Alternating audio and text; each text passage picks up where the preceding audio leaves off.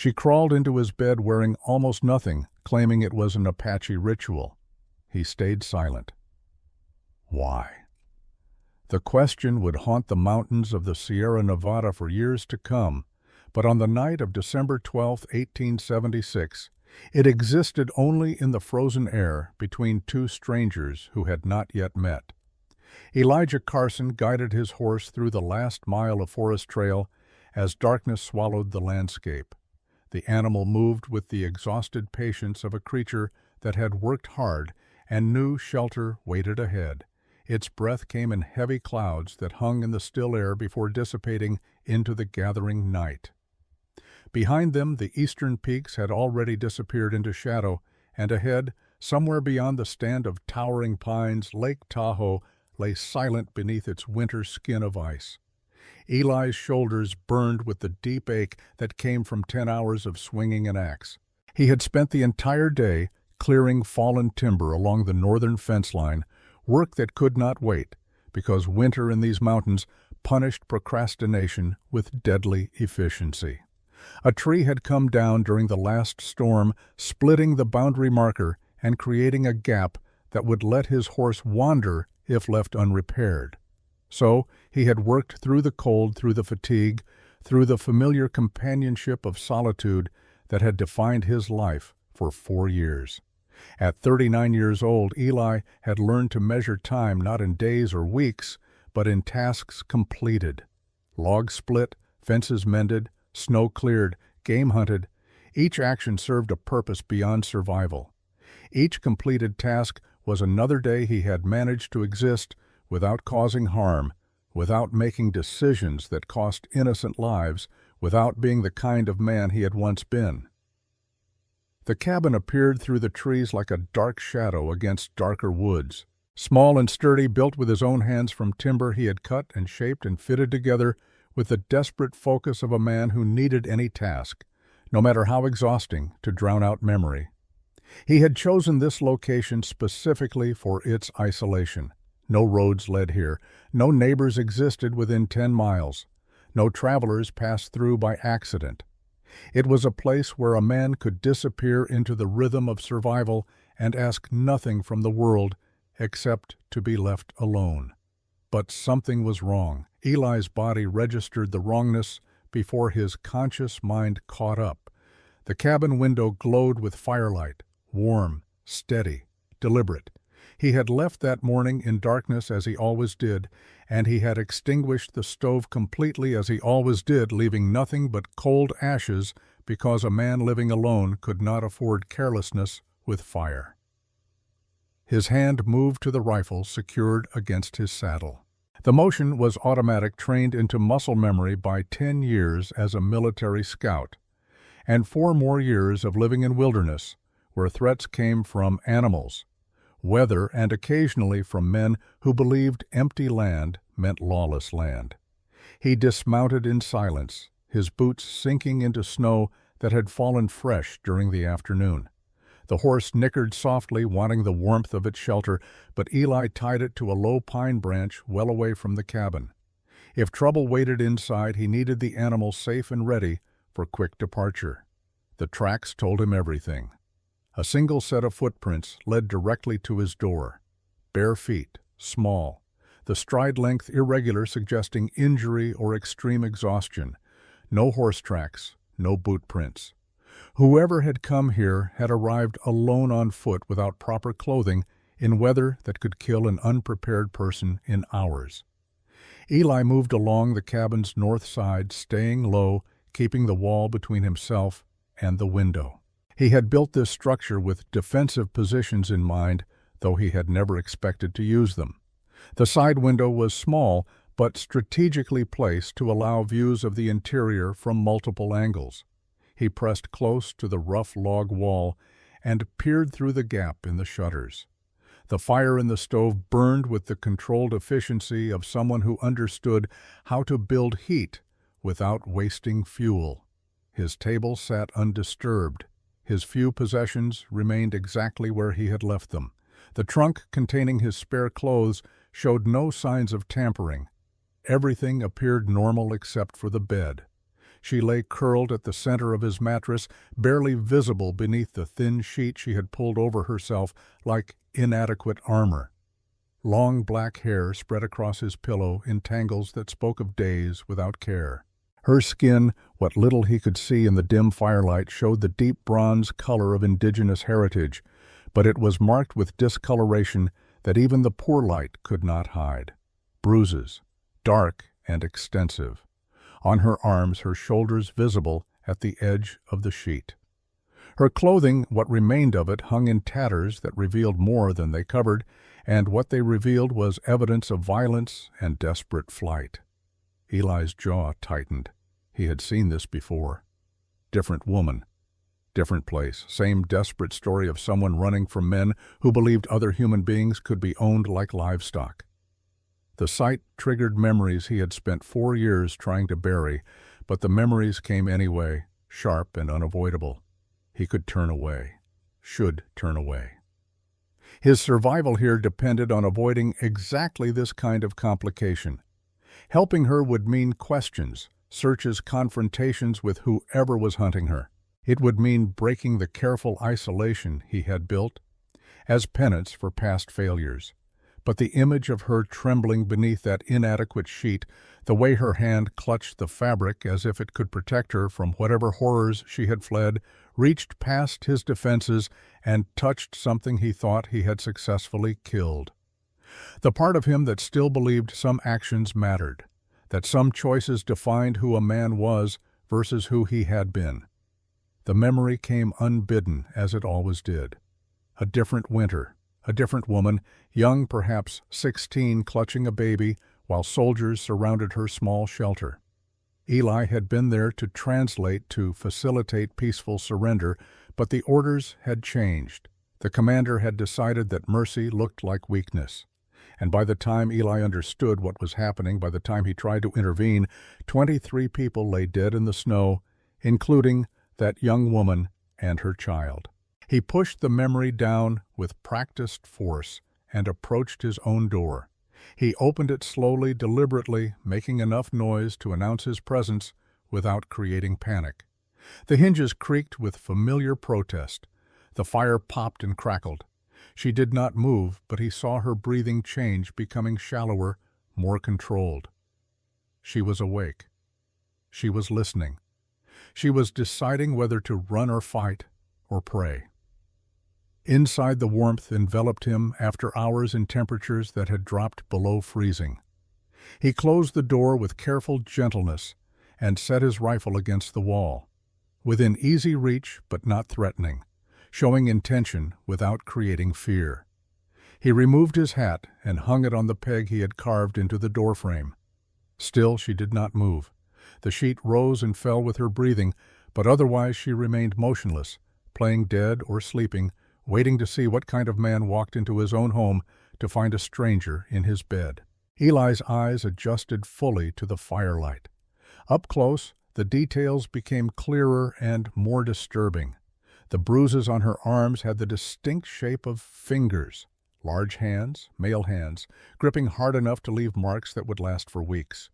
Her feet, visible at the edge of the sheet, were cut and bloodied, the kind of damage that came from running through rough terrain without shoes. Small cuts covered her ankles and calves where branches and rocks had torn skin. She had run far. She had run desperately. She had run until her body simply refused to carry her any further.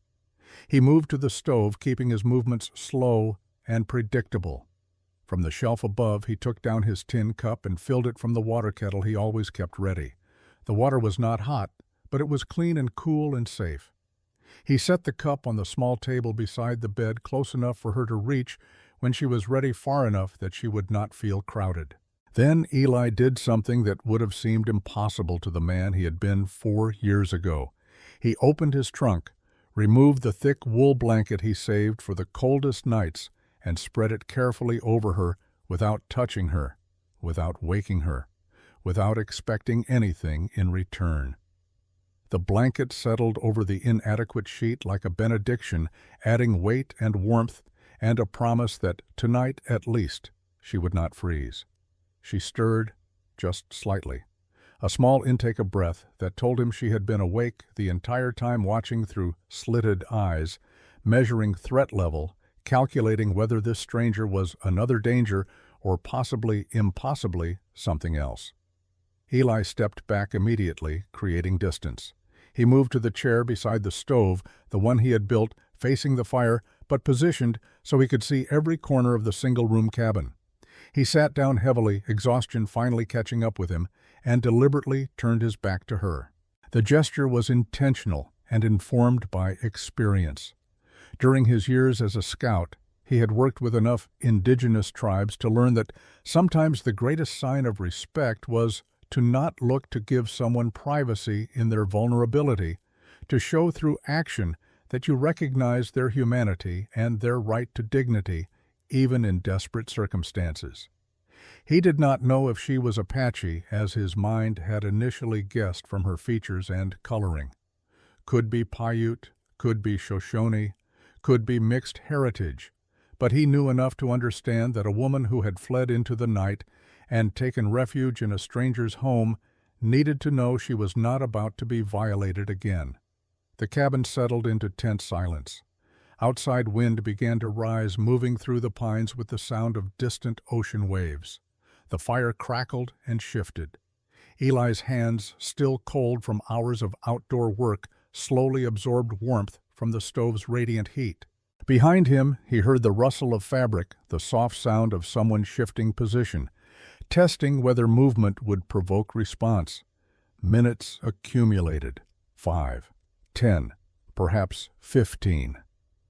Time moved differently in the space between strangers when one of them was deciding whether to speak or run or simply exist in terrified silence until dawn forced decisions. Finally a voice, barely above a whisper, rough from cold or crying or days without proper water. Apache women may enter a man's shelter when threatened. It is sacred law. Eli did not turn around. He kept his eyes on the fire, watching flames dance across split pine, and he considered the words carefully.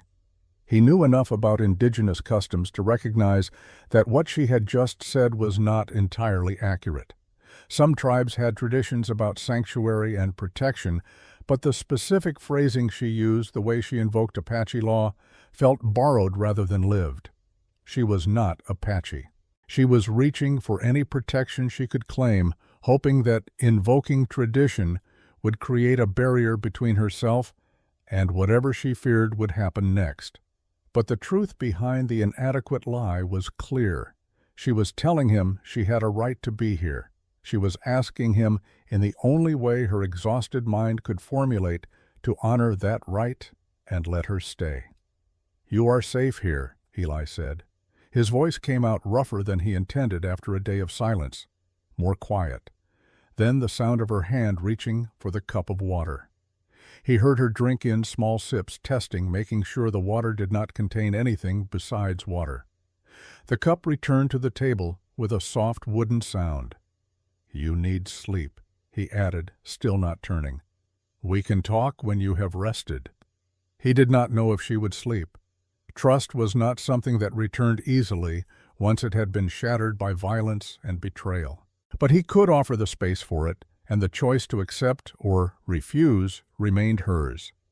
Eli reached for the blanket he kept folded beside his chair, the thinner one he used for exactly this purpose when he chose to spend nights by the fire rather than in his bed. He spread it over his lap and settled into position for what he knew would be a long, uncomfortable night. The chair was not designed for sleeping, but he had endured far worse. He had slept in snow, in mud, in positions where stopping meant dying. A wooden chair beside a warm fire was luxury by comparison. Behind him, her breathing began to change. Not sleep, not yet, but something approaching it. The kind of exhausted collapse that came after days of running on pure survival instinct, after fear, had burned through every reserve of strength after the body finally registered that immediate danger had passed, and it could afford to stop fighting for just a few hours. Eli closed his eyes, though he knew sleep would not come easily. His mind was already working through implications and consequences. Someone would come looking for her. Women did not run this far this desperately through winter mountains unless they were being hunted. And the men who hunted would not stop because of weather or distance or the inconvenience of difficult terrain. They would come with money or weapons or legal documents claiming ownership or marriage rights or guardianship. They would expect compliance from a lone man in an isolated cabin. They would be wrong about what they would find. The old anger stirred in Eli's chest, the specific kind of rage that had gotten him in trouble during his military service, the kind that made him speak up when silence would have been safer, the kind that made him question orders when obedience was expected, the kind that had ultimately put him in position to lead soldiers to the wrong place at the worst possible time, with consequences that haunted every waking moment and most of his dreams. 4 years ago he had come to this cabin believing he deserved nothing but solitude and guilt. He had built these walls as much to keep the world out as to contain his own failures. Every day was an exercise in existing without causing harm, without making choices that affected other lives, without being the kind of man whose decisions ended with innocent people dead in the snow. But now, with this unknown woman sleeping fitfully in his bed, wrapped in his blankets, drinking from his cup, trusting him with a vulnerability she would probably regret, once fear receded enough to allow clear thinking, Eli felt something he had thought permanently dead. Not quite hope, not quite redemption, but the faint, terrifying possibility that maybe, just maybe, he could do this one thing right. That maybe one act of protection could not erase 23 deaths, but could at least prove he was capable of being something other than the man who had led soldiers to slaughter innocents. Outside, the temperature continued to fall. Ice formed on the window glass in patterns like frozen ferns. The fire burned lower, and Eli rose once to add more wood, moving with practiced silence, so the sound would not wake her. The flames caught and rose again, casting dancing shadows that made the log walls seem to breathe. He returned to his chair and resumed his vigil.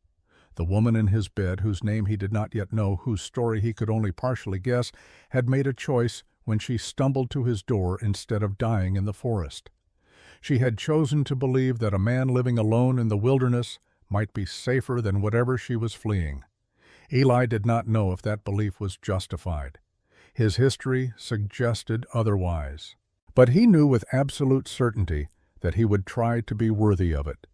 He would try to be the man she needed him to be, even if he had no clear idea how to accomplish that beyond keeping her warm and fed and hidden until they figured out what came next.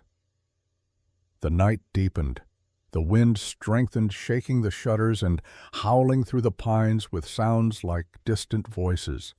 The fire kept burning, and in that small cabin hidden among the snow-covered peaks of the Sierra Nevada, 2 damaged souls began the slow, uncertain process of deciding whether survival could transform into something more. Morning arrived without fanfare or beauty. The sky beyond the cabin window transitioned from black to deep blue to the flat gray of winter dawn, filtered through heavy clouds. Fresh snow had fallen during the night, at least 3 inches, muffling the world. In that particular silence that came when weather transformed landscape into something unrecognizable, Eli had not truly slept.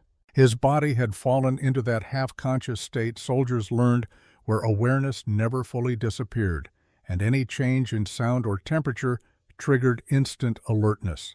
He had added wood to the fire 3 times during the long night. Each time he glanced at the bed to confirm she remained there, remained breathing, remained alive. Each time he saw her still curled beneath the blankets, her breathing steady but shallow, interrupted occasionally by small sounds that suggested her dreams were not peaceful. At 5 in the morning, Eli rose from the chair. His back protested with sharp complaints about angles and pressure points. He ignored the discomfort and moved through his morning routine with deliberate quiet, each action performed with the automatic precision of rituals repeated daily for years. He filled the kettle from the water barrel he kept near the door, using the dipper to transfer liquid without splashing. He measured oats from the sack into the cooking pot, added water stirred, set it on the stove's hottest plate. He started the coffee using beans he had traded for last month, grinding them with the manual grinder that always made more noise than he wanted but could not be avoided. The familiar motions grounded him in normalcy. This was his life. Simple, controlled, predictable, every action serving a clear purpose. No surprises, no complications, no responsibilities beyond keeping himself alive. Except now there was a woman in his bed, and everything had become complicated in ways he could not yet fully calculate. The porridge bubbled softly, and Eli stirred it with the wooden spoon he had carved from oak.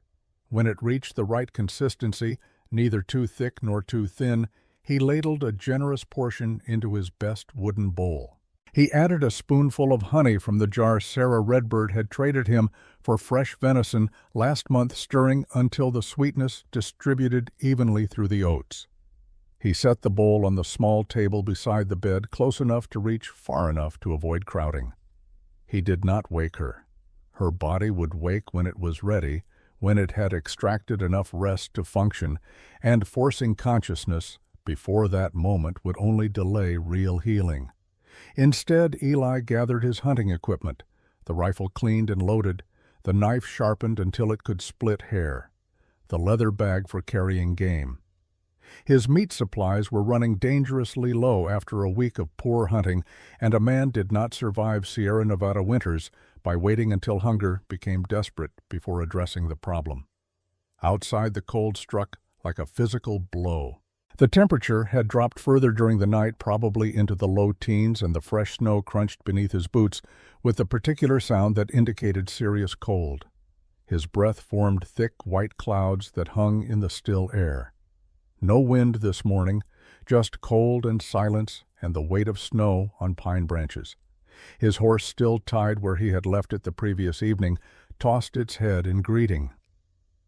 The animal had survived the night without shelter, as it had many times before, but frost covered its dark coat, and its eyes showed the patient suffering of creatures that endure because they have no choice. "I know," Eli murmured, untying the reins with cold, stiffened fingers. "Should have put you in the lean-to last night. Too distracted." He led the horse to the small three-sided shelter he had built, specifically for this purpose, brushed the frost from its coat with handfuls of dry hay, and made sure it had access to the hay pile and the water trough he had filled before leaving the previous morning. The water had frozen overnight, and Eli spent several minutes breaking the ice with a rock before the horse could drink. With the animal settled and warm, Eli moved into the forest. Rabbit tracks crisscrossed the fresh snow in patterns that told stories about early morning foraging and the constant search for food that defined winter wildlife. He followed the clearest trail with the patience of a man who understood that good hunting required silence time and understanding of prey behavior. The forest swallowed him. Pine and fir rose on all sides, their branches heavy with snow that occasionally fell in soft collapses when wind disturbed their balance. The cold sharpened every sense. Sound carried differently in winter air. The distant call of a crow. The crack of a branch under too much snow weight. The soft pad of his own boots on the trail. He found the warren within 90 minutes, a network of holes and runs beneath a rocky outcropping that provided shelter from weather and predators. He set 3 snares with practiced efficiency, using thin wire and strategic placement to create traps that would kill quickly rather than causing prolonged suffering. Then he waited patient and still, in a position downwind where his scent would not alert prey. 2 rabbits, young, healthy, clean kills that meant fresh meat for several days, and the knowledge that he had taken only what he needed, leaving the warren intact to breed and maintain population for future hunting. By the time Eli returned to the cabin, The sun had cleared the eastern peaks, though heavy clouds filtered its light into something gray and weak. Smoke rose from his chimney in a steady column, which meant someone had added wood to the fire. Someone had woken up. His hand tightened on the rifle automatic response to unexpected change. Then he consciously relaxed his grip. She was not a threat. She was frightened, cold, injured, and trying to make herself useful in the only way her exhausted mind could conceive, adding wood to a fire, maintaining warmth, proving she was worth the resources she was consuming. He pushed open the door to find her standing near the stove, one hand gripping the table edge for support, her legs trembling with the effort of remaining upright. She had wrapped herself in the wool blanket like a cloak, but he could see her bare feet still bleeding, still damaged from her desperate flight through mountain wilderness. The bowl of porridge sat empty on the table, scraped clean with the spoon, every drop of honey licked away. She turned when he entered, her dark eyes wide and wary, tracking his every movement with the hypervigilance of prey animals. That no predators exist. In daylight, with fire and morning sun providing clear illumination, Eli could see her properly for the first time. She was younger than he had guessed, mid-20s at most, high cheekbones, strong jaw, a face that would have been beautiful if not for the exhaustion and fear carved into every feature. Her hair, tangled and matted with dirt and pine needles, hung past her shoulders in waves that suggested it had once been carefully maintained. The injuries he had glimpsed the previous night were revealed in full daylight, purple and yellow spreading across her arms, deep blue on her left cheekbone, green shadows on her neck where someone had gripped her throat, evidence not of accident but of deliberate cruelty. "You did not need to stand," Eli said, setting the rabbits on the preparation table near the door. "You are hurt." "I needed to move." Her voice was stronger than last night, but still carried uncertainty. Staying in bed felt like waiting to die. Eli nodded. He understood that feeling. He had felt it himself after battles when lying still meant replaying failures in endless mental loops until the mind found reasons to give up entirely. "Can you make it back to the bed?" he asked. She tried, made it 3 steps before her legs gave out. Eli moved quickly, catching her before she hit the floor, but he held her carefully, his hands touching only her shoulders and upper arm. Nothing that could be misinterpreted, nothing that would make her fear she had traded one threat for another. "Easy," he said. "You pushed your body past its limits. It needs time to recover." She did not pull away immediately. For a moment she let herself be supported, let herself acknowledge that she could not do everything through sheer determination. The weight of her against his arm was slight. She had not eaten properly in days, maybe longer, and her body had burned through every reserve trying to keep her alive. He helped her back to the bed, and this time she did not protest. She sat on the edge, the blanket still wrapped around her shoulders, and watched him with those careful eyes that missed nothing. "The porridge was good," she said finally. "Thank you." "You are welcome." Silence settled between them, different from the night before. Less immediate panic, more tentative exploration of what came next. The silence of 2 people trying to figure out whether they could trust each other enough to move beyond the present moment. Eli moved to the stove and began preparing the rabbits for cooking. He had done this so many times the actions required no conscious thought. Skinning with quick, efficient cuts. Cleaning with practiced thoroughness. Sectioning meat into portions that would cook evenly. His hands worked while his mind processed the situation he had voluntarily entered by choosing not to turn her away. "Why do you live alone?" she asked suddenly. The question hung in the warm air like smoke. Eli's hands paused for just a moment before continuing their work, but that moment was enough to reveal that the question had struck something he preferred to keep buried. "Because I do not deserve to live with anyone," he said finally. The words came out flat, matter-of-fact, not seeking sympathy or argument, just stating truth as he understood it. He expected her to probe deeper, to ask what he had done to deserve self-imposed isolation. Instead, she said something that stopped his hands completely. "I ran from people who think they own me. Maybe we are both prisoners in different ways." Eli turned to look at her, really look at her.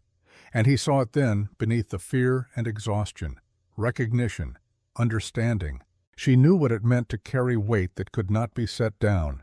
She understood what it felt like to wake up every day and feel chains even when they were invisible. "What is your name?" he asked. "Naira." She pulled the blanket tighter. "It means big eyes in Shoshone." Shoshone, not Apache. He had been right about the lie, but he understood why she had told it. Fear made people reach for whatever protection they could find, even borrowed traditions from tribes not their own. "Elijah," he offered in return. "People call me Eli." "Do you have people, Eli?" "No, not anymore." "Neither do I." She looked down at her hands, which were shaking slightly in her lap. "The people who raised me were not family. They were jailers who called it love." Eli returned to preparing the rabbit, giving her space to continue or stop as she chose. The meat sizzled when he placed it in the hot iron pan. The smell began to fill the cabin, rich and promising, the smell of survival. "I was 12 when they took me in," Naira continued. Her voice had gone distant, like she was narrating events that happened to someone else. "Samuel Cutter. He said he was saving me after my parents died in the fever outbreak of '64. He said I would have a home education, a future. What he meant was that I would have a cage until I was old enough to be useful." Eli kept his hands busy with cooking, but every word registered. Samuel Cutter. The name meant wealth, power. The kind of man who appeared in newspapers and owned businesses and believed rules applied to other people. "His son Marcus," Naira's voice tightened. "He decided I belonged to him, not as a wife, as property, something he owned by right of his father having claimed me first.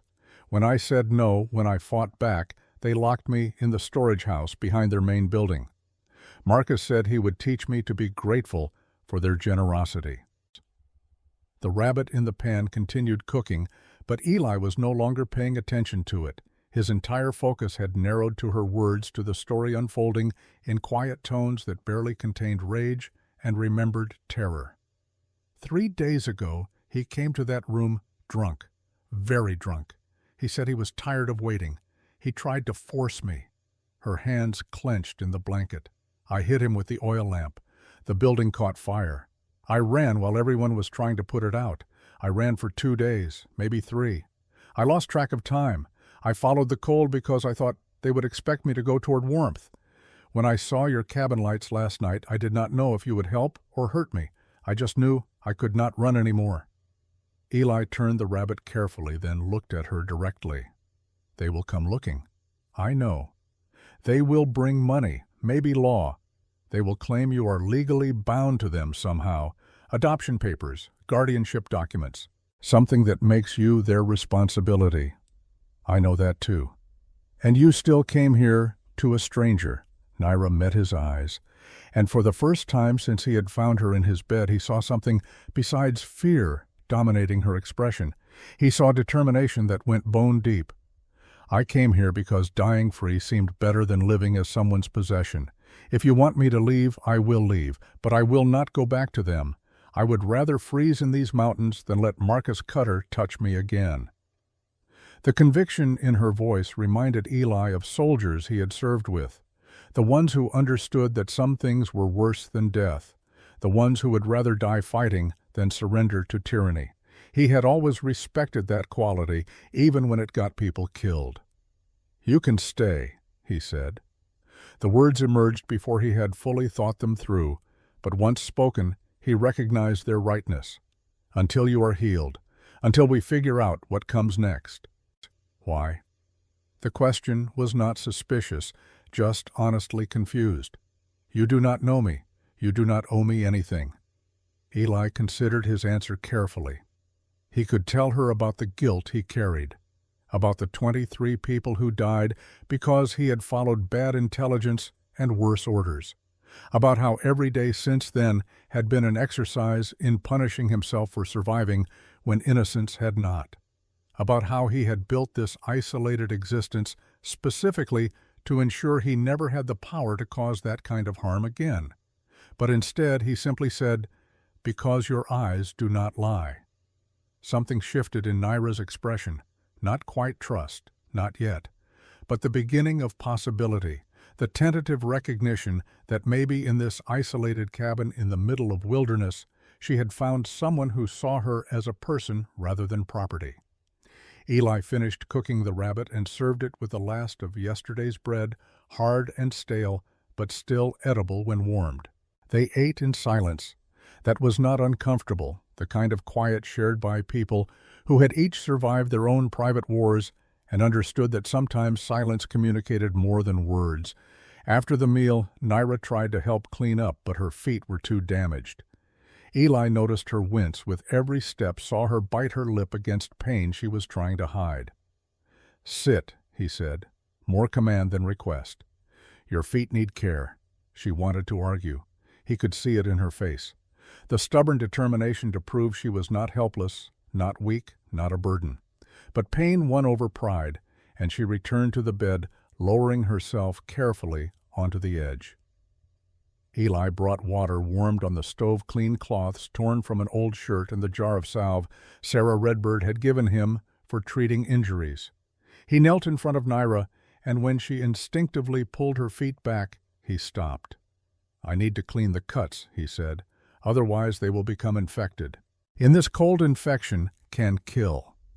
She hesitated, then slowly extended her feet. They were worse than he had thought. Deep cuts from rocks and branches, blisters that had burst and bled, torn skin at the heels where she had run until flesh separated from bone. She had destroyed her feet running for her life, and the fact that she had made it this far was testament to willpower more than physical strength. Eli cleaned each wound with gentle efficiency, washing away dirt and dried blood, applying salve to injuries that made him wonder how she had managed to walk at all. She did not make a sound during the entire process, though he saw her hands grip the blanket tightly enough that her knuckles turned white. When he finished, he wrapped her feet in clean cloth and sat back on his heels. "You should stay off them for at least 3 days, maybe longer.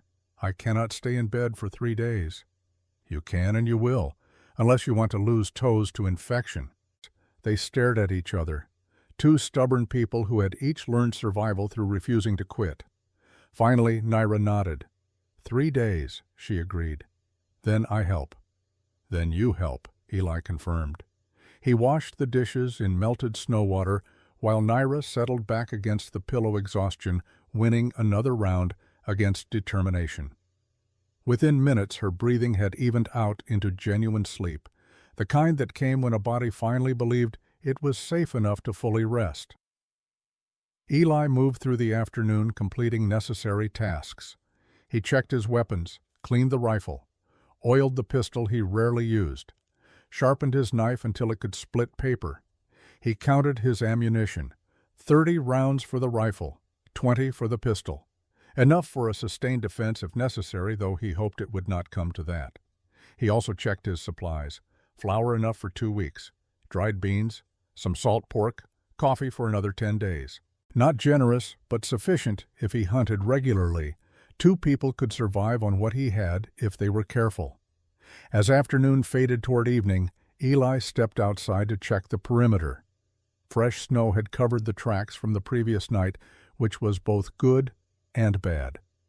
Good because it meant anyone searching for Naira would find no trail.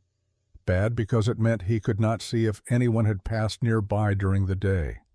He walked a wide circle around the cabin, reading the forest for signs of intrusion. Nothing.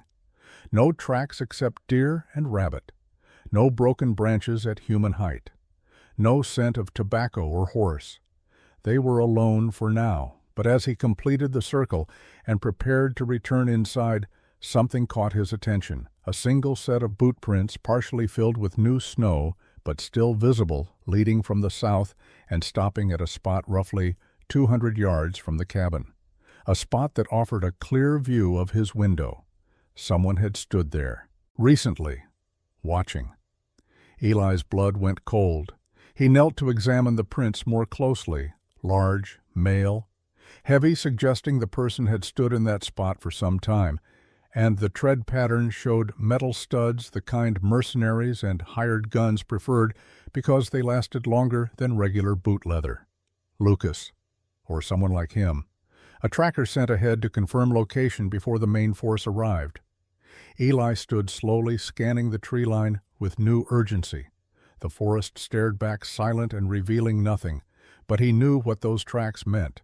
They knew where Naira was. They knew she was not alone. They were watching, waiting, planning their approach. He returned to the cabin, quickly barred the door, and checked the window shutters.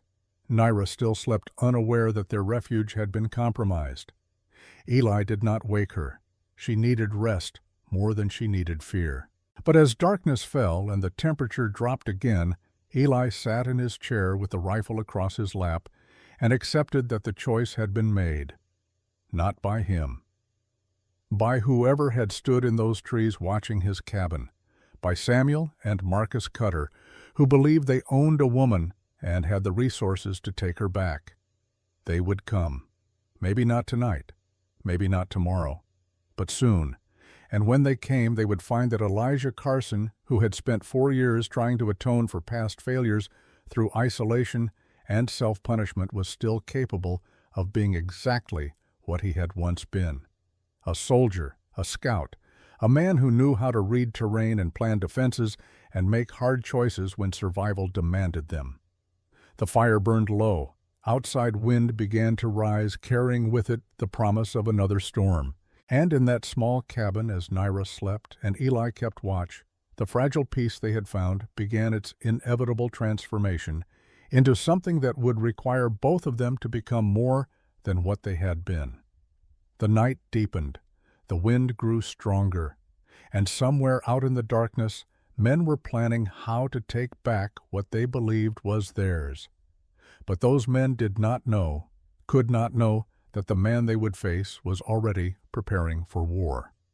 The morning of December 17th arrived with the particular stillness that preceded major storms in the Sierra Nevada.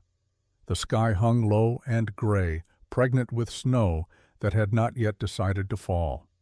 Temperature had dropped another 5 degrees overnight, and ice formed thick patterns on the cabin windows, fracturing morning light into geometric shards. Eli had not slept. He had spent the night alternating between watching Naira sleep and watching the forest beyond his windows for movement that never came. The tracks he had found haunted him. Someone knew. Someone was watching. The question was not if they would come, but when and in what numbers. At dawn he made his decision. They could not stay here. The cabin was defensible for perhaps a day against determined assault, but ultimately it was a trap.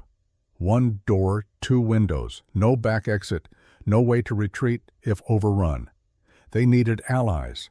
They needed people who could provide shelter weapons and, most importantly, legitimacy in the eyes of law that Samuel Cutter would undoubtedly try to manipulate.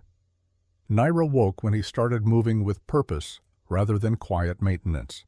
Her eyes opened, tracked him as he gathered supplies into leather bags, sorted ammunition, checked weapon function with the kind of focused intensity that communicated urgency without panic.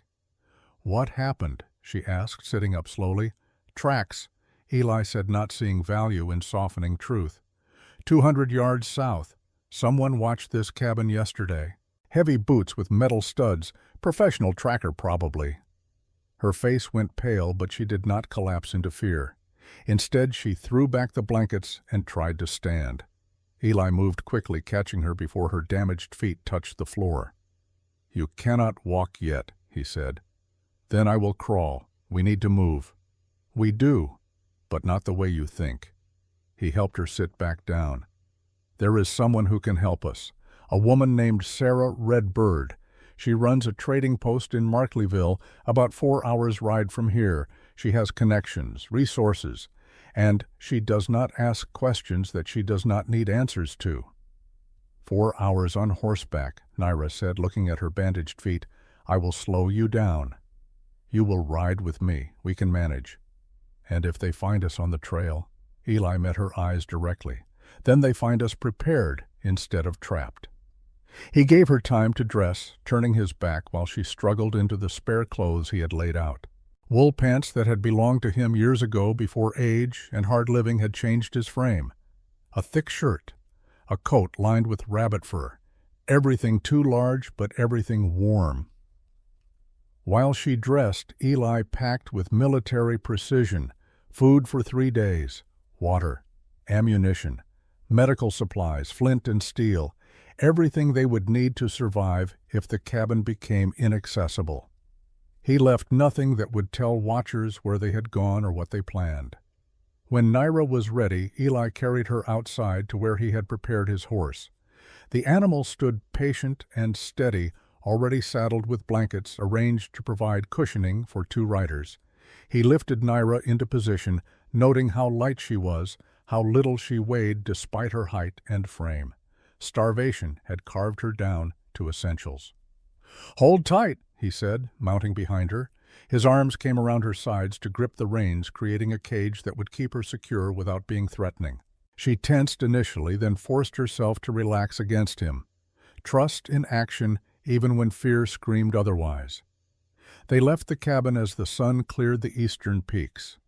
Eli took them north first, away from Markleyville, riding through a creek bed for half a mile to break any trail. Then he turned west, using terrain he knew intimately, paths that avoided open spaces where they could be seen from distance. The cold bit through their layers. Naira shivered constantly despite the heavy coat, her body still recovering from exposure and exhaustion. Eli urged the horse faster, knowing speed mattered more than comfort now. They rode in silence for the first hour. The forest passed in patterns of white and dark green. Snow clung to everything, muffling sound, creating a world that felt both beautiful and hostile. Twice, Eli stopped to listen, scanning their back trail for signs of pursuit. Nothing. Either they had left before watchers arrived, or the watchers were content to follow at distance. "This woman," Naira said, as they crossed a frozen meadow, "Sarah Redbird. Why will she help us?" "Because 3 years ago she and I killed a grizzly together," Eli answered. "She had been hunting deer when she encountered a sow with cubs. The sow charged. Sarah got off one shot that wounded but did not kill. I heard the commotion and arrived in time to finish it. She would have died without help. And you think she will risk herself for us because of one debt? No, I think she will help because Sarah Redbird does not believe women are property, and she has resources we need." Naira absorbed this quietly. Then, "You have not asked me what I plan to do. After we deal with the cutters." "Yes." Eli guided the horse around a fallen tree, considering his answer. "That is your decision, not mine. I can help you survive the immediate threat. What you do with survival after that is yours to choose. Most men would have expectations. I am not most men." Another silence. Then Naira said something that surprised him. "My grandmother was at Modoc County." Eli's hands tightened on the reins involuntarily. The horse sensed tension and slowed. He forced himself to relax his grip. "I know," he said quietly. "I guessed from your age and tribe. You led the soldiers there." "Yes." "Tell me what happened, the truth." Eli had spent 4 years avoiding this conversation, 4 years building walls specifically to never have to articulate what he had done. But Naira deserved truth, especially given that her survival now depended on trusting him. "We were hunting Modoc warriors who had attacked a settlement." He began, the words coming with difficulty. "Killed 3 families, burned their homes. The territorial commander, Colonel Hastings, wanted revenge. He wanted blood. I was the scout. My job was to find them." The trail narrowed, and Eli had to focus on guiding the horse through tight spaces between pines. But the story continued. The intelligence was bad, deliberately so. I realized later, Hastings hated all indigenous peoples, did not distinguish between hostile warriors and peaceful families. When I found tracks leading to a winter camp, I reported them as probable hostiles. I was wrong. You did not know. I should have known. There were signs, children's footprints, patterns that suggested permanent settlement rather than warrior camp. But I was young, 29, eager to prove myself. I trusted the colonel's assurance that any indigenous camp in that region was hostile. They emerged from the trees into another open space. Eli scanned automatically for threats before continuing. By the time we arrived at the camp, I had started to doubt. The setup was wrong. Families, elders, only 2 men of fighting age, and they were armed with hunting weapons, not war weapons. I tried to stop it, argued with Hastings. He threatened to have me arrested for insubordination if I did not do my job. What was your job? Translator. He wanted me to tell them to surrender, but when I started explaining they were under military protection, if they complied, Hastings gave the order to fire. 23 people died in less than 5 minutes. Men, women, children. Your grandmother. I could not stop it once it started. Naira was silent for a long time. The horse plodded forward, breath steaming in cold air. Finally she spoke. My grandmother's name was Little Dove. She was 52 years old. She was teaching my mother traditional medicine when soldiers came. My mother survived because she ran to get water from the stream. She hid in the rocks and watched her mother die. Eli felt each word like a physical blow. I am sorry. The words are inadequate, but they are true. I am sorry. My mother died 6 years later from grief and whiskey. My father tried to raise me alone, but he was killed by settlers who wanted his land. Samuel Cutter appeared at the funeral and offered to take me in. He said he was a Christian doing God's work. I was 12 and alone and believed him. The connection between her tragedies and his guilt twisted in Eli's chest. He had helped create the circumstances that led to her current situation. His failure 4 years ago had rippled forward, destroying lives in ways he could never have predicted. I cannot undo what I did, he said. I cannot bring your grandmother back. I cannot restore your parents. But I can make sure that what Samuel and Marcus Cutter want to do to you does not happen. That is something I can do. Why? Because you feel guilty. Yes, and because it is right. They crested a ridge, and Markleyville came into view below, a small town barely worthy of the name. 20 buildings clustered around a main street. Trading post, saloon, boarding house, blacksmith. The kind of frontier settlement that served scattered ranchers and miners and trappers who needed civilization in measured doses. Smoke rose from chimneys. People moved between buildings, small figures at this distance, normal life continuing, unaware that 2 people carrying dangerous histories were about to arrive asking for help. Sarah's place is the large building on the north end, Eli said, pointing, the one with the green door. As they descended toward town, Naira tensed. What if someone recognizes me? What if Cutter has sent word ahead? Markleyville is 3 days from Virginia City by fast horse, 5 days by normal travel. If they sent word immediately after you escaped, it might have arrived yesterday. But Sarah will know. She hears everything that matters in these mountains. They entered town from the east, avoiding the main street. People glanced at them, but without particular interest. A man and woman riding double was unusual, but not remarkable. Married couple probably, or siblings.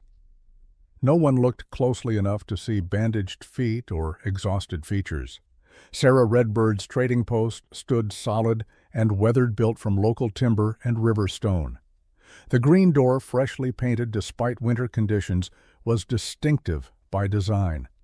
Sarah believed in being found by those who needed finding.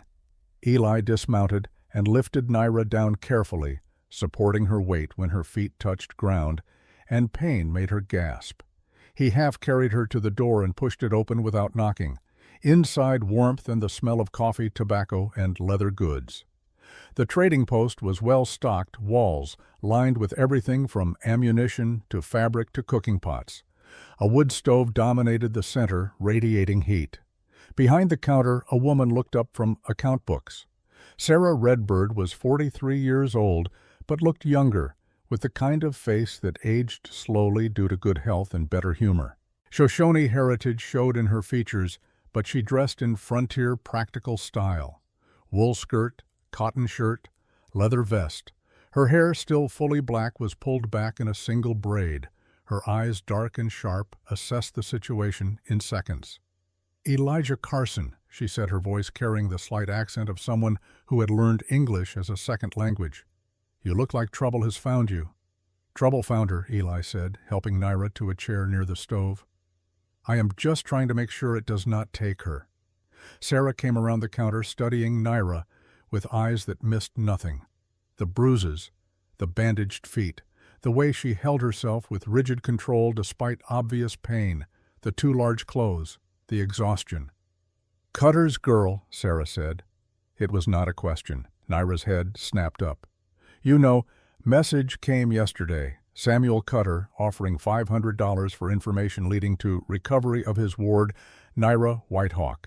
Described as Shoshone, age 24, believed to have fled north after destroying property and assaulting his son, Marcus. Sarah's expression made clear what she thought of that description. Half the bounty hunters in Nevada Territory are probably heading this direction. Will you tell them? Naira asked quietly. Sarah looked at her for a long moment. Then she walked to the door, locked it, and flipped the sign from open to closed. No, she said simply. Because I know the Cutters. Samuel bought supplies here 3 years ago. Treated me like I was less than human because of my heritage. His son was worse. Looked at my niece like she was something he could purchase along with flour and ammunition. Men like that do not get my help recovering anything, especially not young women. Naira's shoulders dropped with relief so profound she swayed in the chair. Eli steadied her with a hand on her shoulder. We need help, Eli said. Not just shelter. Cutter will come with law on his side. Adoption papers, guardianship documents, maybe even marriage contracts claiming she is legally bound to Marcus. We need something that counters legal claims. Sarah poured coffee into tin cups and brought them over. You need Chief Winnemucca. Eli had expected this answer, but hearing it spoken aloud made his stomach tighten. He will kill me on sight. Probably, Sarah agreed, unless someone he respects speaks for you first, and unless you have something valuable to offer in return for help. What could I possibly offer that would make a Paiute chief forgive me for leading soldiers to massacre his people? Sarah sat down in the third chair, cradling her own coffee.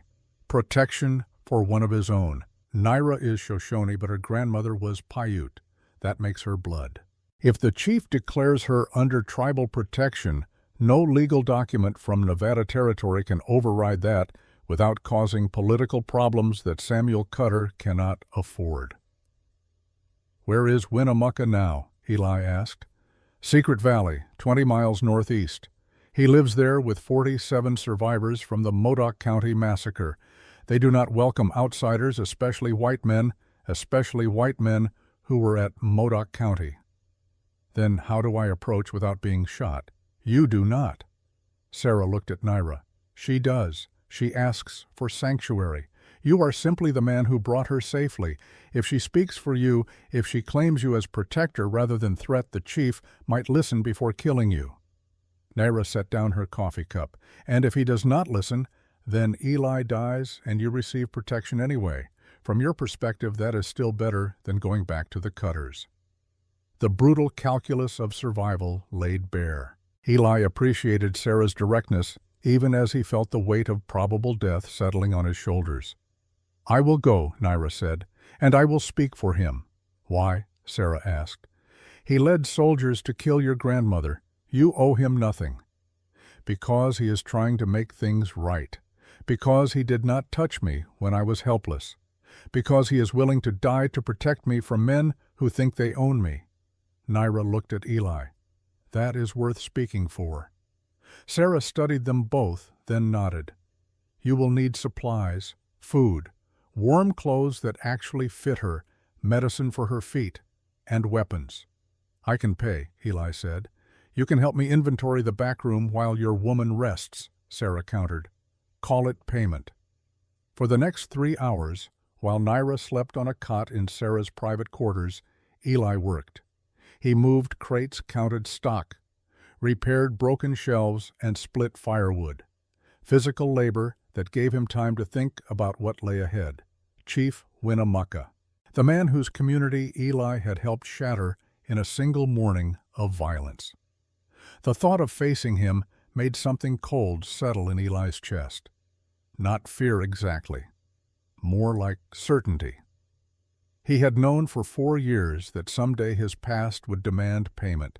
He had not expected payment to come in the form of protecting someone connected to that very past, but perhaps that was fitting. Perhaps that was justice. When the work was complete, Sarah fed him stew and bread while updating him on everything she had heard about the Cutter's search. 4 men left Virginia City 2 days ago, she reported. Professional trackers and hired guns.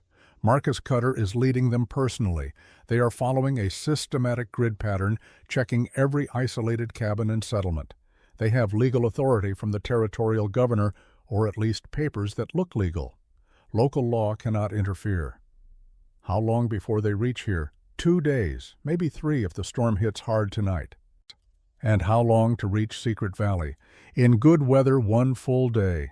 In storm, 2 days and high chance of death from exposure.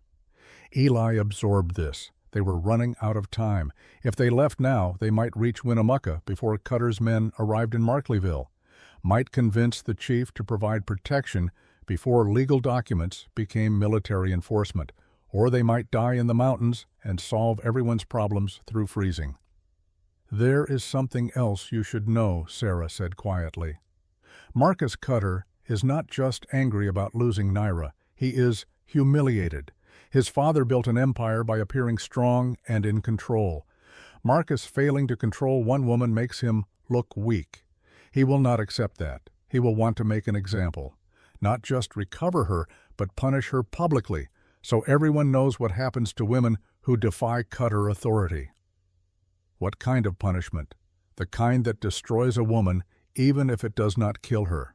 Eli's hands clenched around his coffee cup.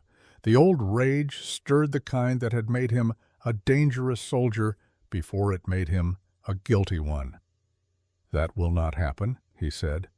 "Can you promise that against 4 professional guns and legal authority and all of Samuel Cutter's money, I can try. That is all any man can do." Sarah reached across the table and gripped his wrist. Trying got 23 people killed at Modoc County. This time make sure trying is enough. The words hit hard because they were true.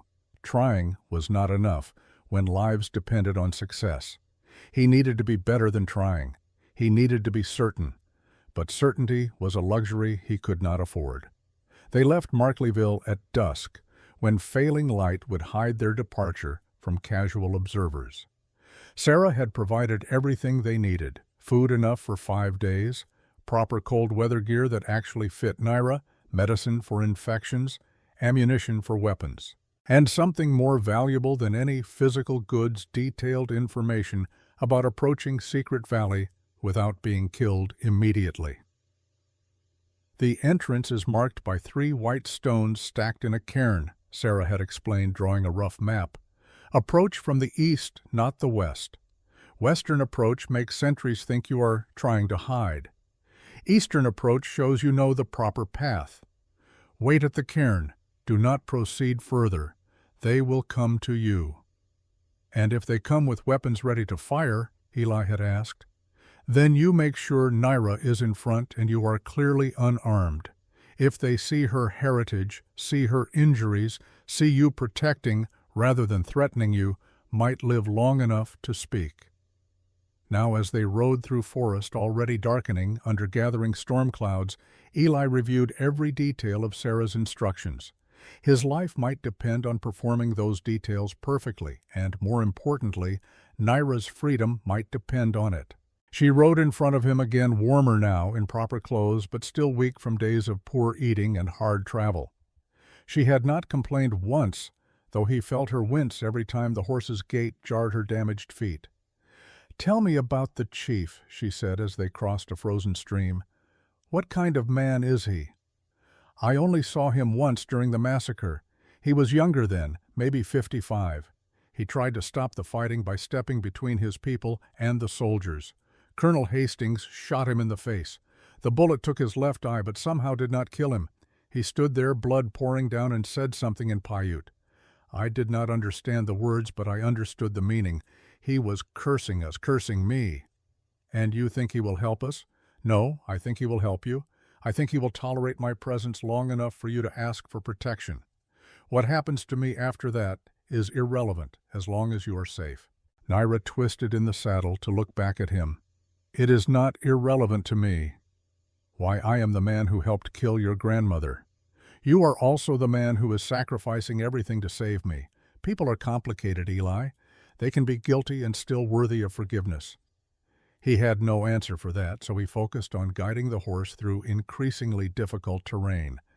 The trail to Secret Valley was barely a trail at all, more a suggestion of passage through wilderness that actively resisted human presence. Snow deepened as they climbed higher into the mountains. Wind picked up, carrying the smell of more snow coming. They made camp that night in a shallow cave Eli knew from previous explorations. It was barely deep enough for 2 people and 1 horse, but it blocked wind and kept snow off them.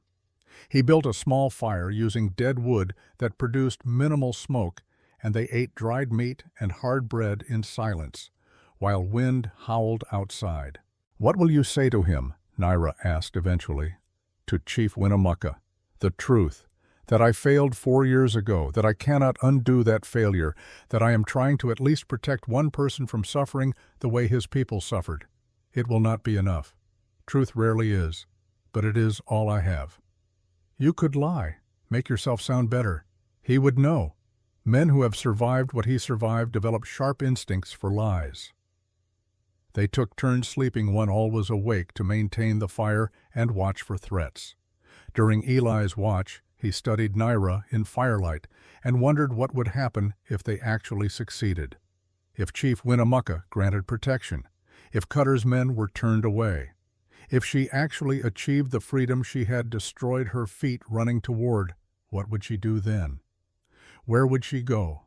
Back to Markleyville, perhaps to work with Sarah, or further to Oregon Territory, where Shoshone communities offered more acceptance, or maybe south to California settlements that asked fewer questions about heritage. And what would he do? Return to his cabin and resume the isolated existence he had built as punishment. Somehow that felt impossible now. The 4 years of isolation had been broken, and he could not imagine simply returning to that silence after everything that had happened. But those were questions for after survival, and survival was not yet certain. Dawn came gray and cold, with snow falling in thick curtains that reduced visibility to mere yards. Eli considered waiting for better weather, but time was their enemy. Every hour delayed was an hour Cutter's men came closer. They rode through snow that quickly became a full storm. Wind drove ice crystals into exposed skin. The horse struggled through drifts that reached its knees. Visibility dropped until Eli navigated purely by compass, and memory-trusting terrain sense developed through years of scouting. Naira endured without complaint, though he felt her shivering constantly, despite layers of wool and fur. She was still too weak for this kind of exposure, still too damaged from her initial flight. But there was no choice except forward. By midday, the storm had become a blizzard. Eli could barely see the horse's head in front of him.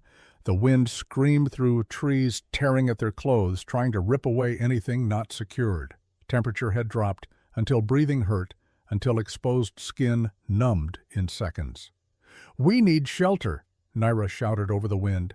Eli knew she was right, but stopping meant delay, and delay meant death of a different kind. He pushed forward, navigating by feel, now more than sight-trusting instinct developed through a decade of surviving in harsh conditions. Then, through the driving snow, he saw them. 3 white stones stacked in a cairn exactly as Sarah had described, the entrance to Secret Valley. They had made it. Against weather that should have killed them, against odds that favored failure, they had reached the point where survival became possible. Eli dismounted, helped Naira down, and positioned her in front of him with his hands clearly visible and empty. The rifle remained secured to the horse. The pistol stayed in its holster. He made himself vulnerable in every way that mattered, showing through action that he came not as threat, but as supplicant. Then they waited. The storm raged around them. Snow accumulated on their shoulders, their heads, the patient horse. Minutes passed, then more minutes. Eli began to wonder if the sentries were even out in this weather, if perhaps they would freeze here, waiting for contact that would never come. Then figures materialized from the blizzard. 4 men, Paiute warriors dressed in layers that made them nearly invisible against snow and stone. They carried rifles, modern weapons aimed with the casual competence of people who knew how to use them. The lead warrior was younger than Eli had expected. Late 20s, perhaps, with a face marked by old scars and new anger. He looked at Eli with open hatred, then shifted his attention to Naira. His expression changed, hardening into something more complex than simple hostility. "You bring white man to our sanctuary," he said in English, accented but clear. "Give reason why we should not kill him now." Naira stepped forward, limping on her damaged feet, but holding herself straight. "My name is Naira Whitehawk. My grandmother was Little Dove of the Paiute people. She died at Modoc County. This man helped lead soldiers there. He carries that guilt every day. Now he protects me from white men who want to own me. I ask sanctuary under tribal law. I ask that he be allowed to speak before you judge him." The warrior studied her for a long moment. Then he looked past her to Eli. "I am Takota. My mother died at Modoc County. This man's face was the last thing she saw before soldiers killed her. Why should I let him live?" Eli met the young man's eyes directly. "You should not. I deserve your revenge. But she deserves your protection. If killing me achieves both, then do it after you promise her safety. If killing me prevents her safety, then wait." Takota's finger tightened on the rifle trigger. Eli watched it happen, watched the decision process play across the warrior's face. Revenge versus duty. Personal justice versus tribal responsibility. Finally, Takota lowered the rifle slightly. "Chief Winnemucca will decide. You will come with us. If you reach for weapon, you die. If you run, you die. If you speak without permission, you die. Understand? I understand." They were led into Secret Valley through passages that would have been invisible without guides. The storm continued, but within the valley's sheltering walls, wind reduced to manageable levels. Lodges appeared through snow, traditional Paiute structures, mixed with more permanent buildings. Smoke rose from fires. People moved between shelters, going about survival tasks despite brutal weather. Eli counted quickly. 47 people, Sarah had said. He saw perhaps 30 visible, which meant others were inside or elsewhere, mostly women and children. Only 8 or 9 men of fighting age. A community still recovering from devastation, still rebuilding from loss. They were taken to the largest lodge positioned at the valley center. Takota spoke briefly to someone inside, then gestured for Eli and Naira to enter, inside warmth and the smell of wood smoke and cooking meat. The lodge was well-maintained floor covered with woven mats, walls lined with supplies and weapons. At the center, beside a fire pit, sat an old man who radiated authority despite age and injury. Chief Winnemucca looked older than Eli remembered, 70, perhaps more. His hair was completely white now, worn long and unbound. The left side of his face was scarred heavily, the eye socket empty, covered with a leather patch. But his remaining eye was sharp and clear, and when it focused on Eli, recognition was immediate. "The scout," the chief said. His English was perfect, educated, the voice of a man who understood both worlds. The one who led them to us. Eli knelt, forehead touching the mat. Traditional supplication, acknowledgement of authority and acceptance of judgment. "Yes, Chief, I am that man. Why do you come here to gloat, to count how many of us survived your betrayal, to ask help for someone your people have a responsibility to protect?" The chief's eye shifted to Naira, who had knelt beside Eli. He studied her for a long moment, and something in his expression softened. "Stand, child. Let me see you properly." Naira stood, swaying slightly from exhaustion. The chief rose and approached her, moving with the careful deliberation of age and old injuries. He touched her face gently, turning it to catch firelight.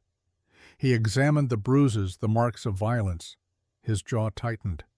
"Who did this? White men who claimed to own me, who said I was property because they took me in when my parents died, who wanted to use me for their profit and their pleasure. This man stopped them. This man protected me. This man brought me here so I could ask for help. He cannot provide alone." Chief Winnemucca looked at Eli, who remained kneeling. "You protected her." "I tried, Chief. Why, what is she to you? Someone who deserves better than what powerful men want to do to her. Someone whose grandmother died because I made a terrible mistake. I cannot bring Little Dove back, but I can try to save her granddaughter." The chief returned to his seat, moving slowly. The lodge had filled with others. Warriors, elders, women and children, all watching, all waiting to see what judgment would be pronounced. "Tell me what happened at Modoc County," the chief said. "All of it, every detail." So Eli told him. He described the bad intelligence, the corrupt colonel, his own failure to recognize warning signs, the moment when he realized the truth but could not stop the violence, the massacre that followed, mothers, elders, children, the guilt that followed. He told it clearly and completely, holding nothing back, offering no excuses. When he finished, silence filled the lodge. Finally, Chief Winnemucca spoke. "You were young, you were following orders, you tried to stop it when you understood. These things do not erase what was taken from us, but they make you different from the colonel who gave the orders. They make you someone who might be redeemed through right action. I do not seek redemption, Chief, only the chance to protect her. And if protection requires your life, then it requires my life." The chief studied him for another long moment. Then he looked at Naira. "What does your heart say about this man?" Naira did not hesitate. "My heart says he carries his sin every day, that he has isolated himself as punishment, that he does not seek forgiveness because he does not believe he deserves it. And my heart says he is the only man who has ever seen me as a person rather than property. That is worth protecting. He is worth protecting."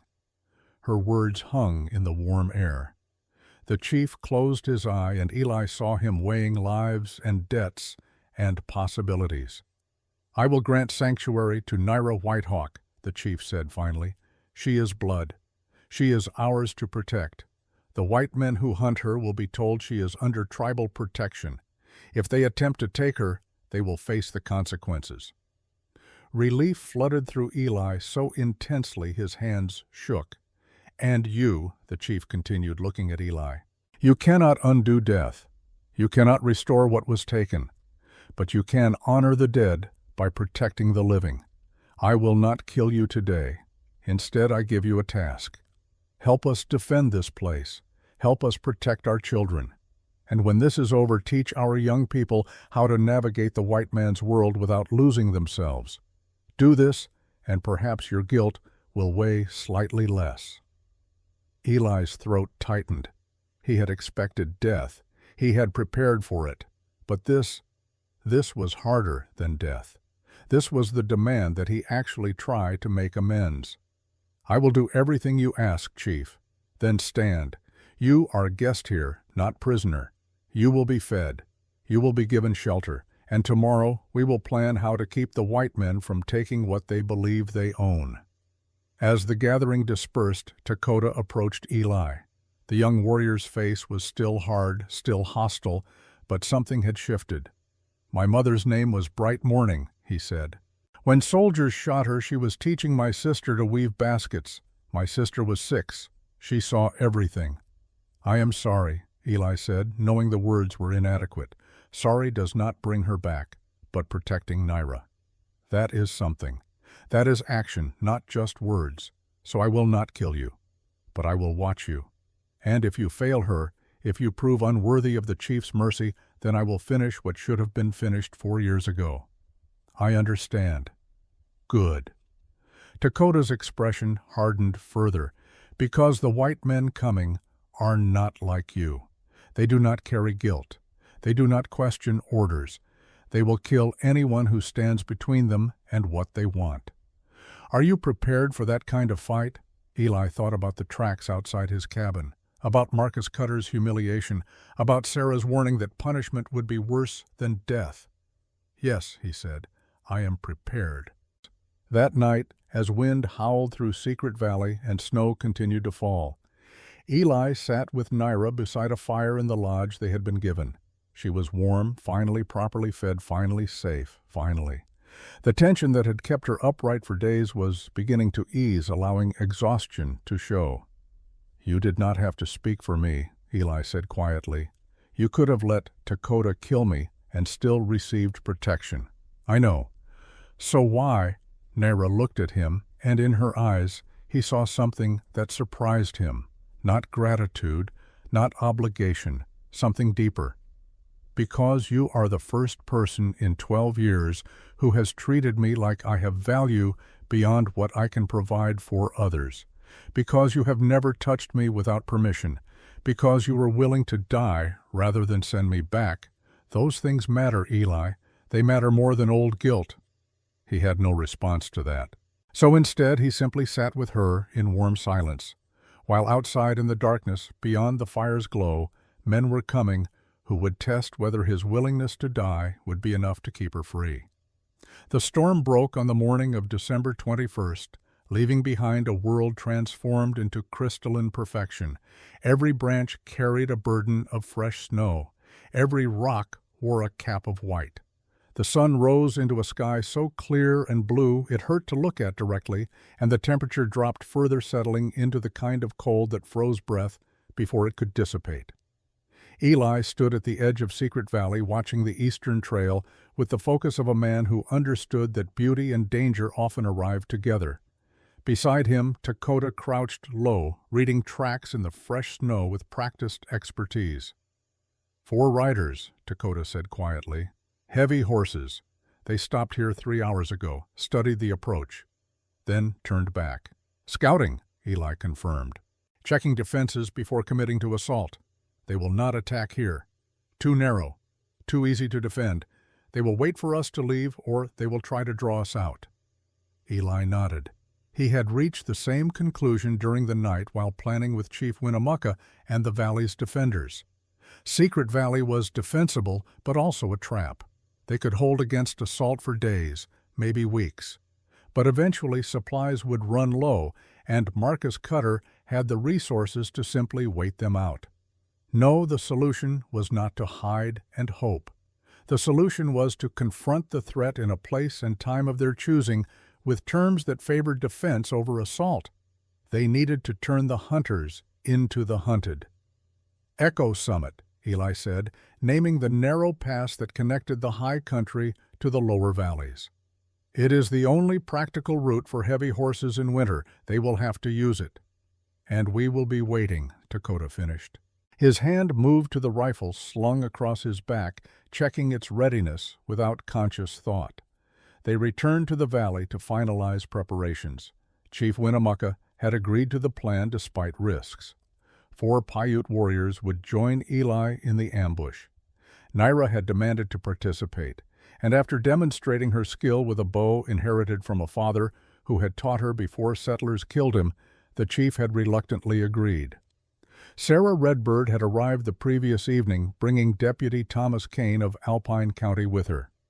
Kane was 46 years old, weathered by frontier life, but carrying himself with the bearing of a man who believed in law even when law was manipulated by powerful men.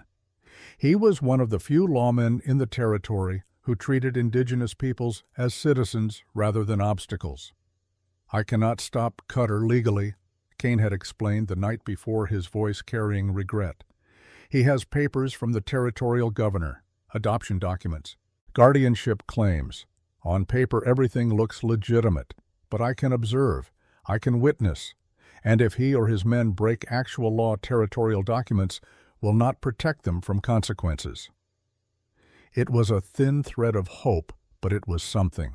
If they could provoke Cutter into illegal action in front of a lawman, if they could make him reveal his true nature publicly, then legal protection might follow.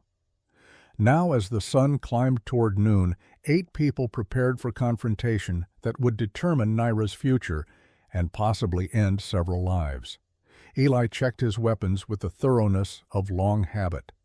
Rifle loaded 16 rounds in reserve. Pistol cleaned and functional, 12 rounds available. Knife sharpened to an edge that could split paper. Every tool ready, every preparation complete.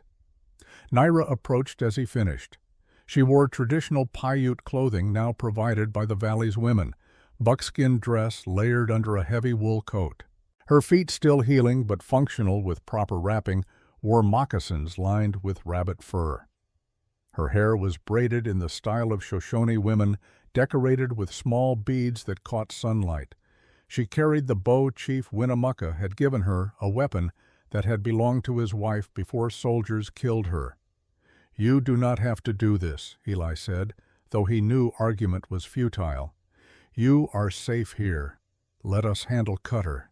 He is coming for me. I will not hide while others risk themselves."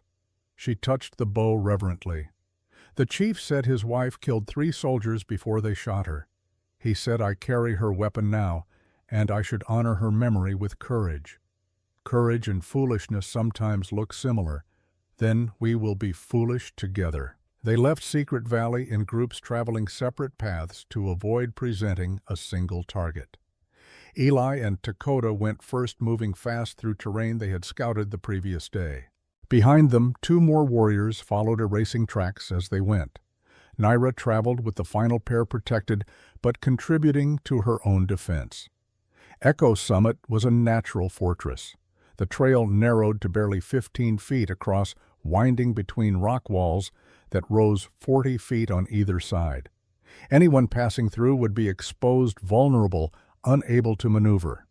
It was the kind of terrain military commanders dreamed about when planning defensive operations. Eli positioned his forces with tactical precision learned through years of military service. Dakota and 2 warriors took positions on the southern rim, concealed behind rocks and scrub pine, with clear fields of fire across the entire pass. Naira and 1 warrior positioned themselves on the northern rim, elevated enough to shoot down at targets below. Eli placed himself at the western end where the trail entered the pass, where he could see threats approaching and coordinate response. Deputy Kane and Sarah Redbird waited further back in positions where they could observe without being immediate targets. Kane needed to witness events clearly to provide legal testimony. Sarah was there as backup, carrying a rifle and the grim determination of someone who had survived grisly attacks and frontier hardships. Then they waited. The sun climbed higher. Temperature remained brutally cold despite bright light. Eli's breath formed clouds that he deliberately suppressed, breathing shallow and slow to avoid creating visible markers of his position. Around him, the others did the same.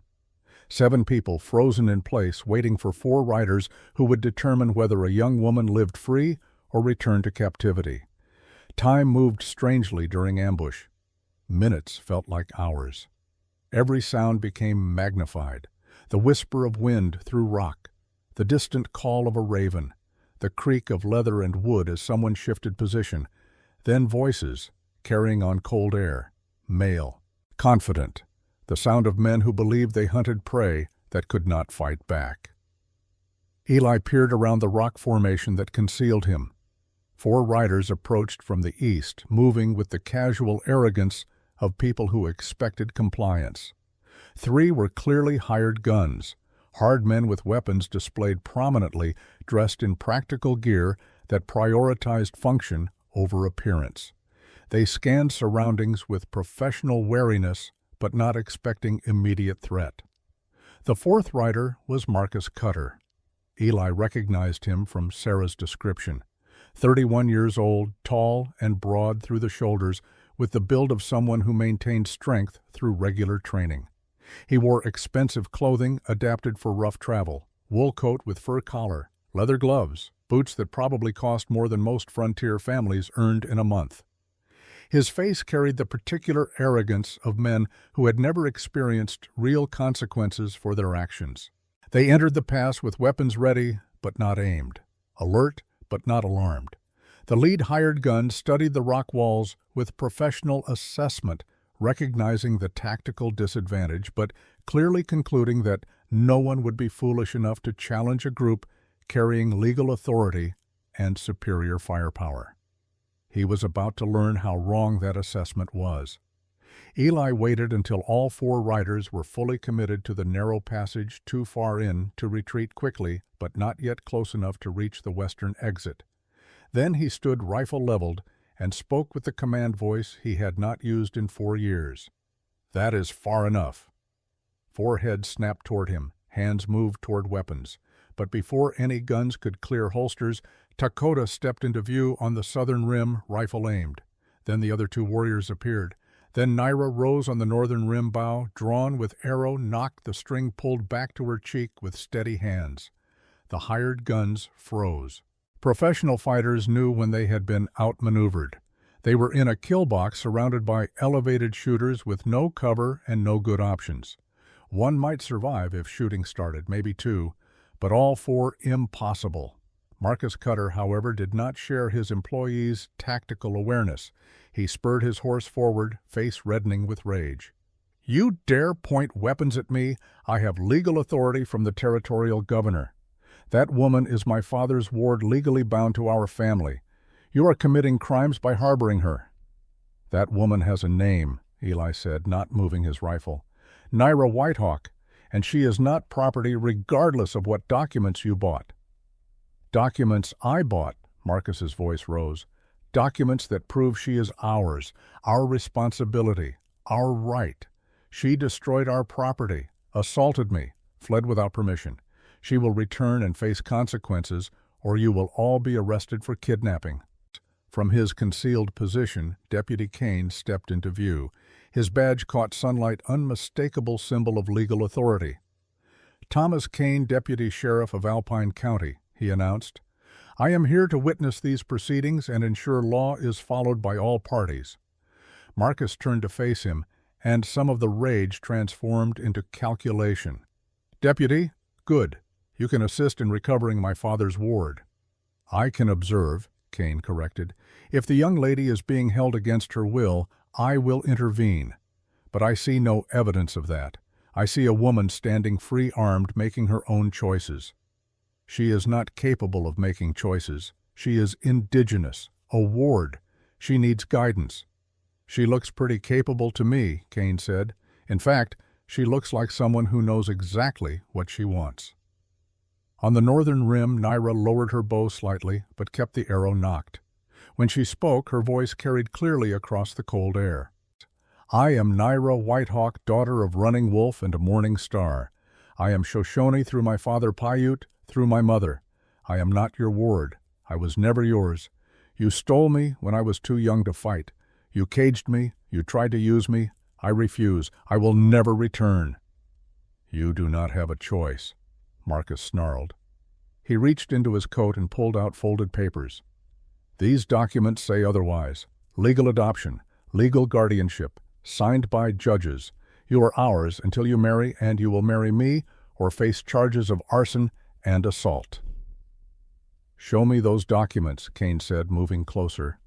Marcus handed them over, confidence returning. Whatever else was true, the papers were legal, properly signed, officially sealed. In frontier territory, where law often favored white property owners over indigenous peoples, documents like these carried weight. Kane studied them carefully, reading every word. His expression remained neutral, but Eli saw tension in his shoulders. The documents were legitimate, or legitimate enough that challenging them would require more authority than a county deputy possessed. "These appear to be in order," Kane said, finally reluctantly. "Miss Whitehawk, do you contest these documents?" "I contest that human beings can be owned," Naira said. "I contest that signatures on paper matter more than my will. I contest that Samuel Cutter's money can purchase me like livestock. In law, these documents do give the Cutter family authority over you until you reach age 25 or marry." "Then the law is wrong."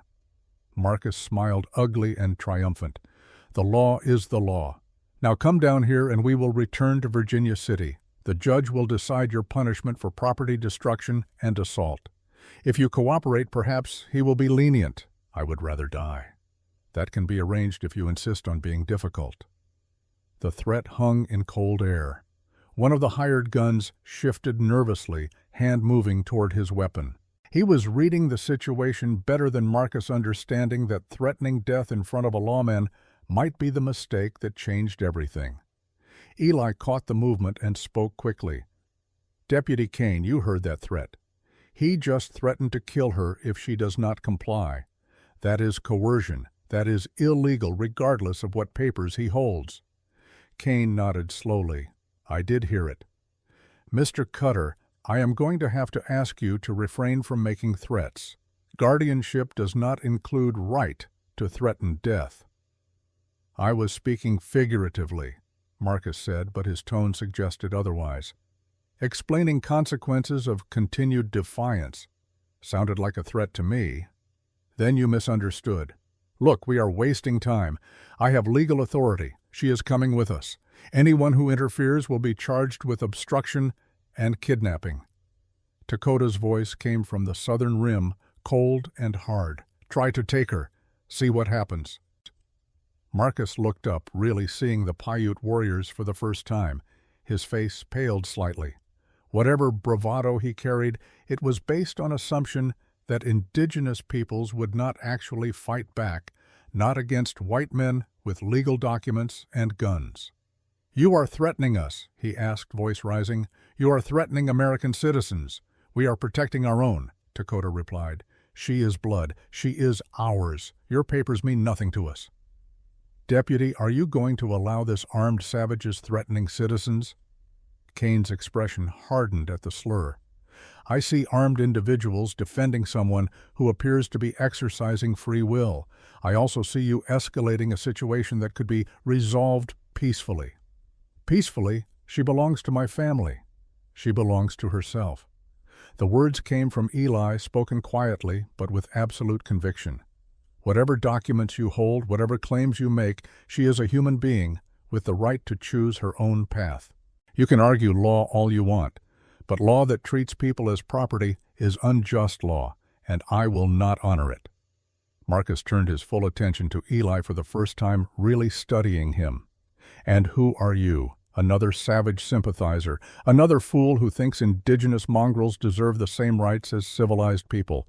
The racial slurs hung in the air like poison. One of the hired guns actually winced, recognizing that his employer had just crossed a line that would make everything harder. Eli's finger tightened slightly on the rifle trigger, but he controlled the impulse toward violence. Shooting Marcus would solve nothing and prove everything the man believed about indigenous peoples and their allies. "I am someone who understands that human beings are not property," Eli said, "and I am someone who will stand between you and her for as long as necessary." "Then you will die with her." Marcus reached for his pistol. It was clumsy, driven by rage rather than tactical thinking, but it was fast enough. The weapon cleared his coat, rising toward Eli, finger moving to the trigger.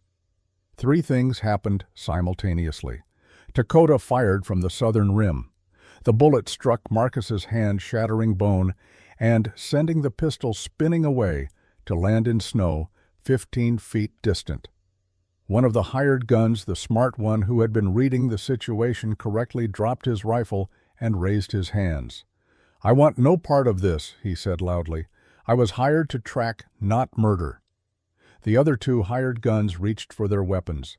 Naira's arrow took the closest one through the shoulder, punching through his heavy coat and penetrating deep enough to make his right arm useless. He screamed and fell from his horse, landing hard in snow that quickly reddened with blood. The second hired gun managed to get his rifle up and fired wildly toward the northern rim. The bullet ricocheted off rock, whining away into distance. Before he could work the bolt for another shot, Eli put a bullet through his thigh, dropping him from the saddle with a cry of pain. 5 seconds. That was how long the violence lasted. 5 seconds to transform a tense standoff into bloodshed and broken bones. Marcus clutched his shattered hand, blood streaming between his fingers. face white with shock and pain. The smart hired gun still sat his horse with hands raised. The other two lay in snow wounded, but alive no longer threats. Deputy Kane stepped forward, his own pistol drawn, now aimed at the smart hired gun, just in case. "That is enough," Kane said. His voice carried absolute authority. "Mr. Cutter, you are under arrest for assault with a deadly weapon. Your men are under arrest as accomplices. Miss Whitehawk, you and your companions have acted in clear self-defense, witnessed by a lawful officer of Alpine County." "You cannot arrest me," Marcus gasped through pain. "I have authority. I have documents." "Your documents do not give you the right to draw a weapon and attempt murder. That is very clear law, Mr. Cutter. Now you are going to dismount slowly and allow me to bind that hand before you bleed to death. My father will destroy you. He will end your career. He will make sure you never work in any territory west of the Mississippi. Maybe, but right now you are bleeding in the snow, and I am the only thing standing between you and people who have every reason to let you bleed out. So I suggest you accept my help." The fight drained out of Marcus, replaced by the reality of pain and defeat. He dismounted awkwardly, cradling his ruined hand, and allowed Kane to bind it with strips torn from a bandana. Sarah emerged from her position, rifle ready, but pointed safely down. She moved to the two wounded men and began providing basic first aid. Both would survive, though one would never have full use of his shoulder again, and the other would walk with a limp. Dakota and the other warriors descended from their positions, weapons ready, surrounding the prisoners with professional efficiency. They had fought and won without killing, which was its own kind of victory. Naira climbed down from the northern rim with careful movements, her wounded feet making the descent difficult. When she reached the floor of the pass, she walked directly to where Marcus sat in the snow, his face gray with shock. "I am not yours," she said. "I was never yours, and now everyone knows what kind of man you are, the kind who tries to murder women who refuse him. Deputy Kane will testify. These men will testify. Your father's money cannot erase that." Marcus looked up at her with hatred so pure it was almost physical. "This is not over. You think you have won? My father will come with 50 men. He will burn your savage village. He will make sure you suffer in ways that make death seem merciful. Then he will die trying," Dakota said. "Your time of easy victory is finished. Now you face people who fight back." Deputy Kane finished binding Marcus's hand and hauled him to his feet. "You are all coming with me to Markleyville. There will be a hearing, there will be testimony, and then you will likely transfer to the territorial prison while awaiting trial. Threatening to burn indigenous settlements is a crime, Mr. Cutter. Even your father's money has limits." The smart hired gun spoke up. "Deputy, I will testify. I will tell the judge everything I saw and heard. I did not sign up for murder. I did not sign up for attacking women. I was told this was a legal recovery of a runaway ward. Everything Mr. Cutter did today contradicts what we were told." "Shut up," Marcus snarled. "You work for my father. You say nothing. I work for myself, and I am done working for you." Kane nodded. "Your cooperation will be noted in my report. Now can someone help me get these wounded men mobile? We have a long ride back to town." The next 2 hours passed in organized chaos. The wounded men were stabilized enough for travel. Marcus was secured on his horse with his hands bound. The smart hired gun agreed to ride under his own power, understanding that cooperation meant reduced charges.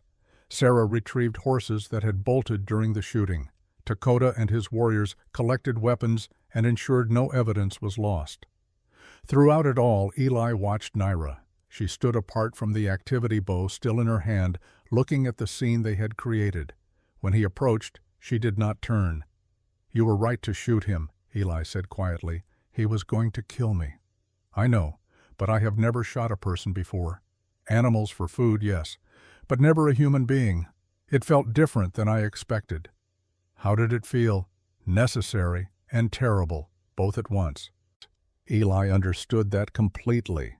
He had felt the same confusion after his first combat. The realization that necessary violence still carried weight, still marked you in ways that could not be erased.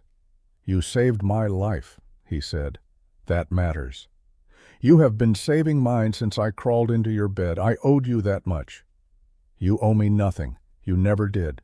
She turned to face him then, and he saw tears tracking down her face despite her controlled expression. I owe you everything. You gave me a chance to be free.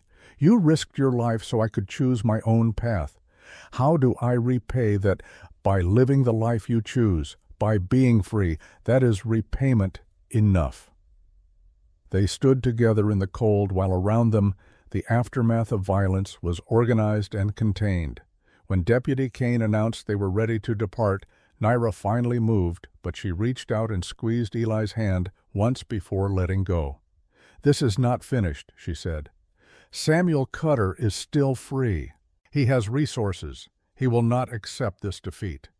Then we will face him when he comes. But today we won. That is enough for today. The procession left Echo Summit as afternoon sun began its descent toward the western peaks. Marcus Cutter, once powerful and certain, now rode with bound hands and shattered pride. His hired guns followed under guard. Deputy Kane led them all toward justice that would be imperfect but real. Eli and Naira rode together surrounded by Paiute warriors who had become allies, protected by the very people Eli had once helped harm. The irony was not lost on him, nor was the grace. Secret Valley welcomed them back as evening approached. Chief Winnemucca stood at the entrance, flanked by elders and children, waiting to hear the outcome. When Takota reported success when he described Naira's arrow and Marcus's arrest, and Deputy Kane's testimony, the old chief nodded with satisfaction. You have done well, he said, looking first at his warriors, then at Naira, and finally at Eli. All of you. You have shown that justice is possible even when law is corrupted. You have proven that courage matters more than documents. That night the valley celebrated, not with wild abandon, but with the quiet satisfaction of people who had survived another threat. Food was shared. Stories were told. Children played while adults watched with relief that this particular danger had passed. Eli sat with Naira beside one of the fires, exhausted but unable to sleep. The adrenaline of combat was fading, leaving behind the familiar hollow feeling that followed violence. What happens now? Naira asked. After the trial, after Marcus is sentenced, what do I do with freedom? Whatever you want. That is what freedom means. I have never had that before. Choice. Real choice. It is terrifying. Yes, freedom is always terrifying, but it is better than the alternative. She leaned against him, and he did not pull away. They sat like that while the fire burned low and stars emerged in crystal-clear sky. Two people who had found each other through circumstance and violence and were now navigating what came after survival. Tomorrow would bring new challenges. Samuel Cutter would not accept his son's defeat. Legal battles would follow. Questions about guardianship and indigenous sovereignty and territorial law would need answers. But tonight they had won a battle that mattered, and that was enough. Winter deepened as December faded into January of 1877. Snow fell almost daily, accumulating in drifts that made travel difficult and isolation nearly complete. But within Secret Valley, life continued with the steady rhythm of people who had survived worse and would survive this too. Marcus Cutter stood trial in Virginia City 3 weeks after the confrontation at Echo Summit. Deputy Kane testified. Sarah Redbird testified. The smart hired gun, whose name turned out to be William Patterson, testified in exchange for reduced charges. Their combined testimony painted a picture of attempted murder, coercion, and threats that even Samuel Cutter's expensive lawyers could not adequately refute. William Patterson, the hired gun who had testified against his former employer, received a suspended sentence in recognition of his cooperation. Judge Morrison made clear that while Patterson's initial involvement was criminal, his choice to speak truth in court demonstrated moral courage that the law should acknowledge.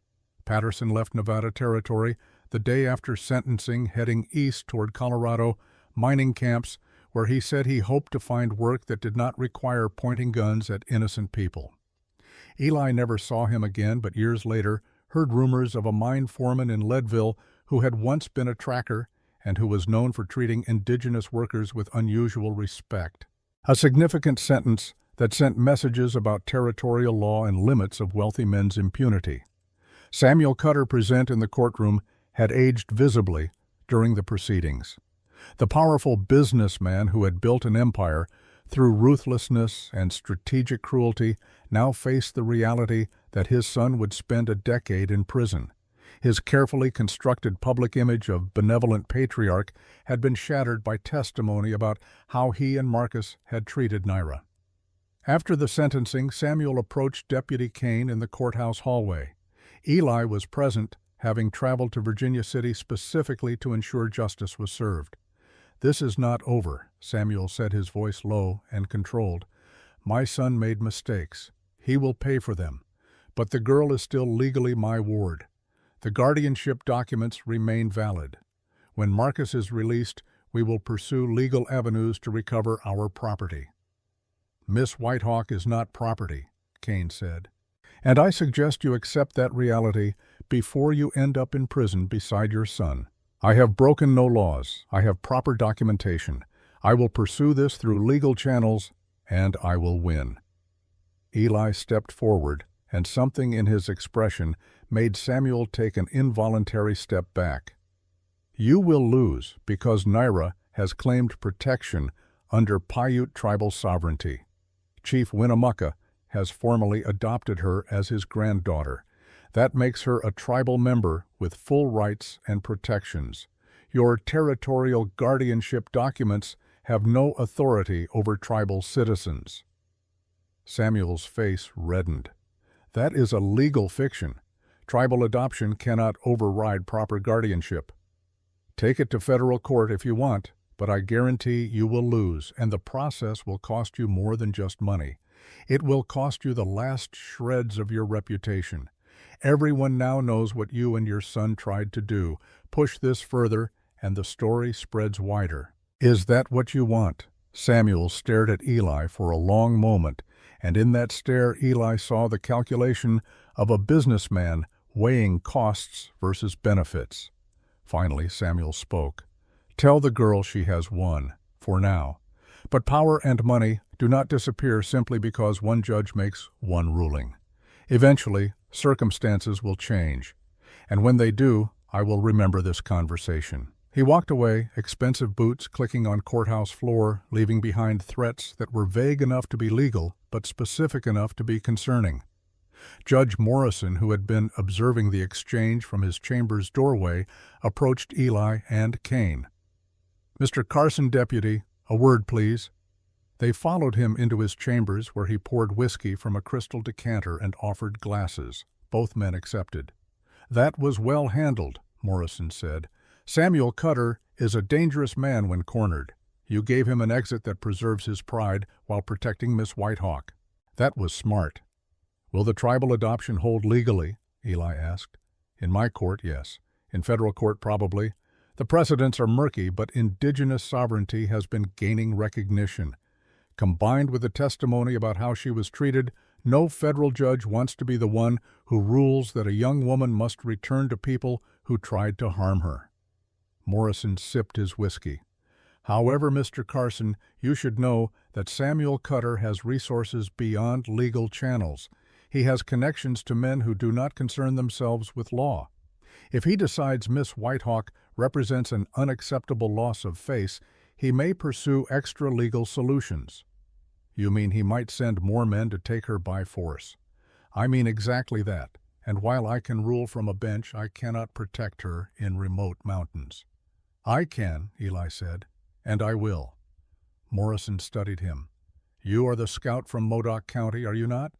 The one who led soldiers to the wrong camp?" "I am." "Then perhaps this is your chance to balance those scales, not erase what happened, but balance them slightly." Eli finished his whiskey and stood. "That is what I am trying to do, Your Honor." "Then may you succeed, Mr. Carson, for all our sakes." They left Virginia City the following morning, carrying the official court documents that declared Marcus Cutter's sentence and affirmed Naira's legal status as a tribal citizen. The journey back to Secret Valley took 3 days through heavy snow, but when they arrived, the entire community gathered to hear the news. Chief Winnemucca read the documents carefully, then looked at Naira with something like pride in his weathered face. "You are free," he said, "in the eyes of their law and in the eyes of ours. You are Naira Whitehawk, Winnemucca granddaughter of Chief's carrier of two people's blood, and you belong to no one but yourself." Naira wept, then the kind of tears that come from relief so profound it breaks through every defense. She knelt before the chief, and he placed both hands on her head in blessing. "Rise, granddaughter, you do not kneel before family." That night the valley celebrated with greater joy than before. This was not just survival of a threat. This was victory recognized by the very legal system that had oppressed them. This was proof that sometimes justice actually prevailed. Eli stood apart from the celebration, watching Naira dance with the valley's women, watching her laugh for perhaps the first time since he had known her. She looked different now, lighter, unburdened, free. Dakota approached, carrying 2 cups of hot cider. He offered one to Eli. "You look sad," Dakota observed. "We won. She is safe. You should celebrate." "I am not sad, just thinking about what comes next. What comes next is you return to your cabin and resume your lonely life." "Is that what you want?" Eli considered the question honestly. A month ago, the answer would have been automatic. Yes, solitude was his penance, his chosen punishment, his way of ensuring he never again had the power to harm innocents. But now, after everything that had happened, the thought of returning to that empty cabin to days of silence, broken only by survival tasks, felt less like penance and more like waste. "I do not know what I want," he admitted. "Then perhaps you should ask what she wants." "She is free now. She can go anywhere, do anything. Why would she want a man carrying as much guilt as I carry?" Dakota laughed, the sound surprising in its genuine warmth. "You are stupid for a smart man. She already chose you. Every day since she crawled into your bed, she has chosen you. The question is whether you will choose her back or whether you will hide behind guilt like a coward." The words stung because they were true. Eli had spent 4 years using guilt as armor, as excuse, as justification for avoiding life. But guilt was also a cage, and cages were exactly what they had just freed Naira from. "I am not worthy of her," Eli said. "Probably not. But worthiness is not something we possess. It is something we earn through action, through choice, through showing up every day and trying to be better than we were yesterday. You have been doing that for a month. Continue doing that, and perhaps worthiness will follow." Before Eli could respond, Naira appeared flushed from dancing, her eyes bright with joy that transformed her features into something radiant. "Eli," she said, slightly breathless, "come dance. The women are teaching me traditional dances. Come learn with me." "I do not dance. Neither did I until tonight. Come." She took his hand and pulled him toward the fire, where others danced in patterns that had been passed down through generations. Eli went awkward and uncertain, but he went. And when the music started and Naira showed him the basic steps, he tried to follow. He was terrible at it, clumsy and off rhythm. But Naira laughed without mockery, and the others clapped encouragement, and slowly he began to understand something important. This was liberation made visible. Not perfection, not the erasure of past suffering, but something more powerful, the right to choose joy in the present moment, to dance poorly and laugh freely, to claim happiness despite all that had tried to destroy it. Freedom wore no crown. It simply moved, breathed, lived. They danced until the fire burned low and exhaustion claimed even the most energetic celebrants. Then they walked together toward the lodge they had been sharing along with 3 other families in the communal style common to the valley. Outside, under stars so bright they seemed close enough to touch, Naira stopped. "What will you do now?" she asked.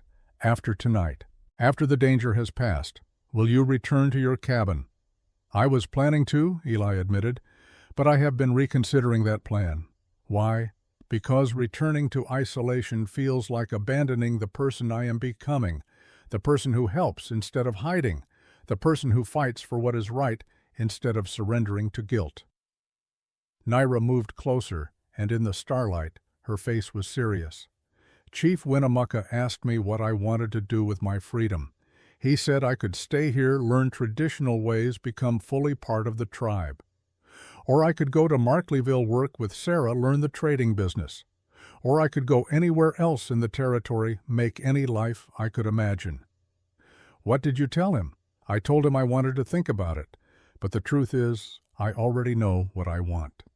She reached up and touched his face, her hand warm against his cold, reddened cheek. "I want to be with the man who saved me, the man who protected me without owning me, the man who gave me the greatest gift anyone ever gave me, choice. If you return to your cabin, I want to go with you, not as someone you rescued, not as someone you feel obligated to protect, but as a partner, as someone who chooses to build a life with you." Eli's throat tightened. "You deserve better than a guilty man in an isolated cabin." "What I deserve is what I choose, and I choose you, but only if you choose me back, only if you can accept that loving someone is not the same as owning them, only if you understand that I am offering partnership, not surrender." The weight of the moment pressed down on Eli. This was a decision that would define the rest of his life. He could refuse, claim unworthiness, return to his cabin alone, and resume the self-imposed penance he had been serving for 4 years, safe, controlled, unchanging. Or he could accept what she was offering, a future that included joy and partnership and the possibility that redemption came not through isolation but through connection. Risky, unpredictable, alive. "I choose you," he said, the words emerging hoarse but certain. "I choose partnership. I choose to build something new instead of hiding from the past. I choose life instead of penance." Naira smiled, and even in starlight that smile was brilliant. "Then we will build something together. We will expand your cabin into a real home. We will help Sarah with the trading post. We will teach the valley's children about the white man's world so they can navigate it without losing themselves. We will create a life that honors both our pasts and builds toward a future worth living." That sounds like hard work. Everything worth doing is hard work, but it is easier when you do not do it alone. They kissed. Then, tentative and gentle, a first kiss that carried the weight of everything they had survived and everything they hoped to build. When they pulled apart, Eli felt something loosen in his chest, some burden he had carried so long he had forgotten what it felt like to be without it. Not all of it. The guilt would remain, would always remain, because 23 people were still dead, and nothing could change that. But alongside the guilt now was something else: purpose, hope, the possibility that a life could be more than punishment. They went inside to sleep, but not to their separate areas. They lay together on the same bedroll, fully clothed, holding each other for warmth and comfort and connection. And for the first time in years, Eli slept without nightmares. 3 months later, in March, when snow began to melt and the first green appeared on lower slopes, they held a ceremony. Chief Winnemucca presided, speaking in Paiute and English, joining them in marriage according to tribal tradition. Sarah Redbird and Deputy Kane attended as witnesses. Dakota stood as Eli's friend, speaking on his behalf, acknowledging his past while affirming his growth. The ceremony was simple: exchange of gifts, words of commitment, blessings from elders, recognition by community. When it concluded, Eli and Naira were married in the eyes of Paiute law, Shoshone custom, and their own hearts. They built their life slowly, carefully, with attention to the reality that healing took time and commitment was tested through daily choices rather than grand gestures. The cabin expanded. Eli and Dakota built an additional room for storage and workspace. They added a covered porch that provided shelter from weather. They improved the water system and expanded the garden space for spring planting. The isolated refuge became a home. Naira divided her time between the cabin and Secret Valley, learning traditional ways from the elder women while teaching younger ones how to read and write English, understanding that knowledge was protection in a world that often treated indigenous peoples as less than human. Eli worked with Chief Winnemucca to establish formal communication with territorial authorities, creating bridges between the valley and legal systems that could protect or destroy depending on how they were navigated. He taught young warriors how to track, hunt, and defend without becoming the kind of fighters who killed unnecessarily. He became what he had failed to be at Modoc County, a bridge between worlds rather than a weapon of one world against another. Sarah Redbird expanded her trading post to include indigenous crafts, creating economic opportunities for valley residents while building goodwill among white settlers who appreciated quality goods and fair prices. She became the informal ambassador between communities, smoothing tensions before they became conflicts. Deputy Kane continued his work, but with new awareness that law and justice were not always the same thing. He prosecuted crimes fairly, while recognizing that some laws were unjust and some justice existed outside legal frameworks. Samuel Cutter disappeared from public life after his son's imprisonment. Within 6 months, the Virginia City Tribune reported that the once powerful businessman had suffered a severe stroke, leaving him unable to speak or walk. His business empire, built on ruthlessness and strategic cruelty, crumbled without his iron grip. Partners who had feared him now abandoned him. Debts he had hidden behind displays of wealth came due. In March of 1879, 2 years after Marcus's conviction, word reached Secret Valley that Samuel Cutter had died alone in his mansion, attended only by a single servant who stayed for wages long overdue. His fortune, once estimated at over $200,000, proved largely fictional. Debts and bad investments had consumed most of it. The estate sale barely covered what he owed. Marcus remained in territorial prison with 6 more years to serve. The Cutter name, which had once opened doors and commanded respect throughout Nevada territory, became synonymous with the hubris of men who mistook wealth for righteousness and control for strength.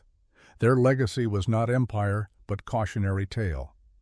Life continued. Seasons changed.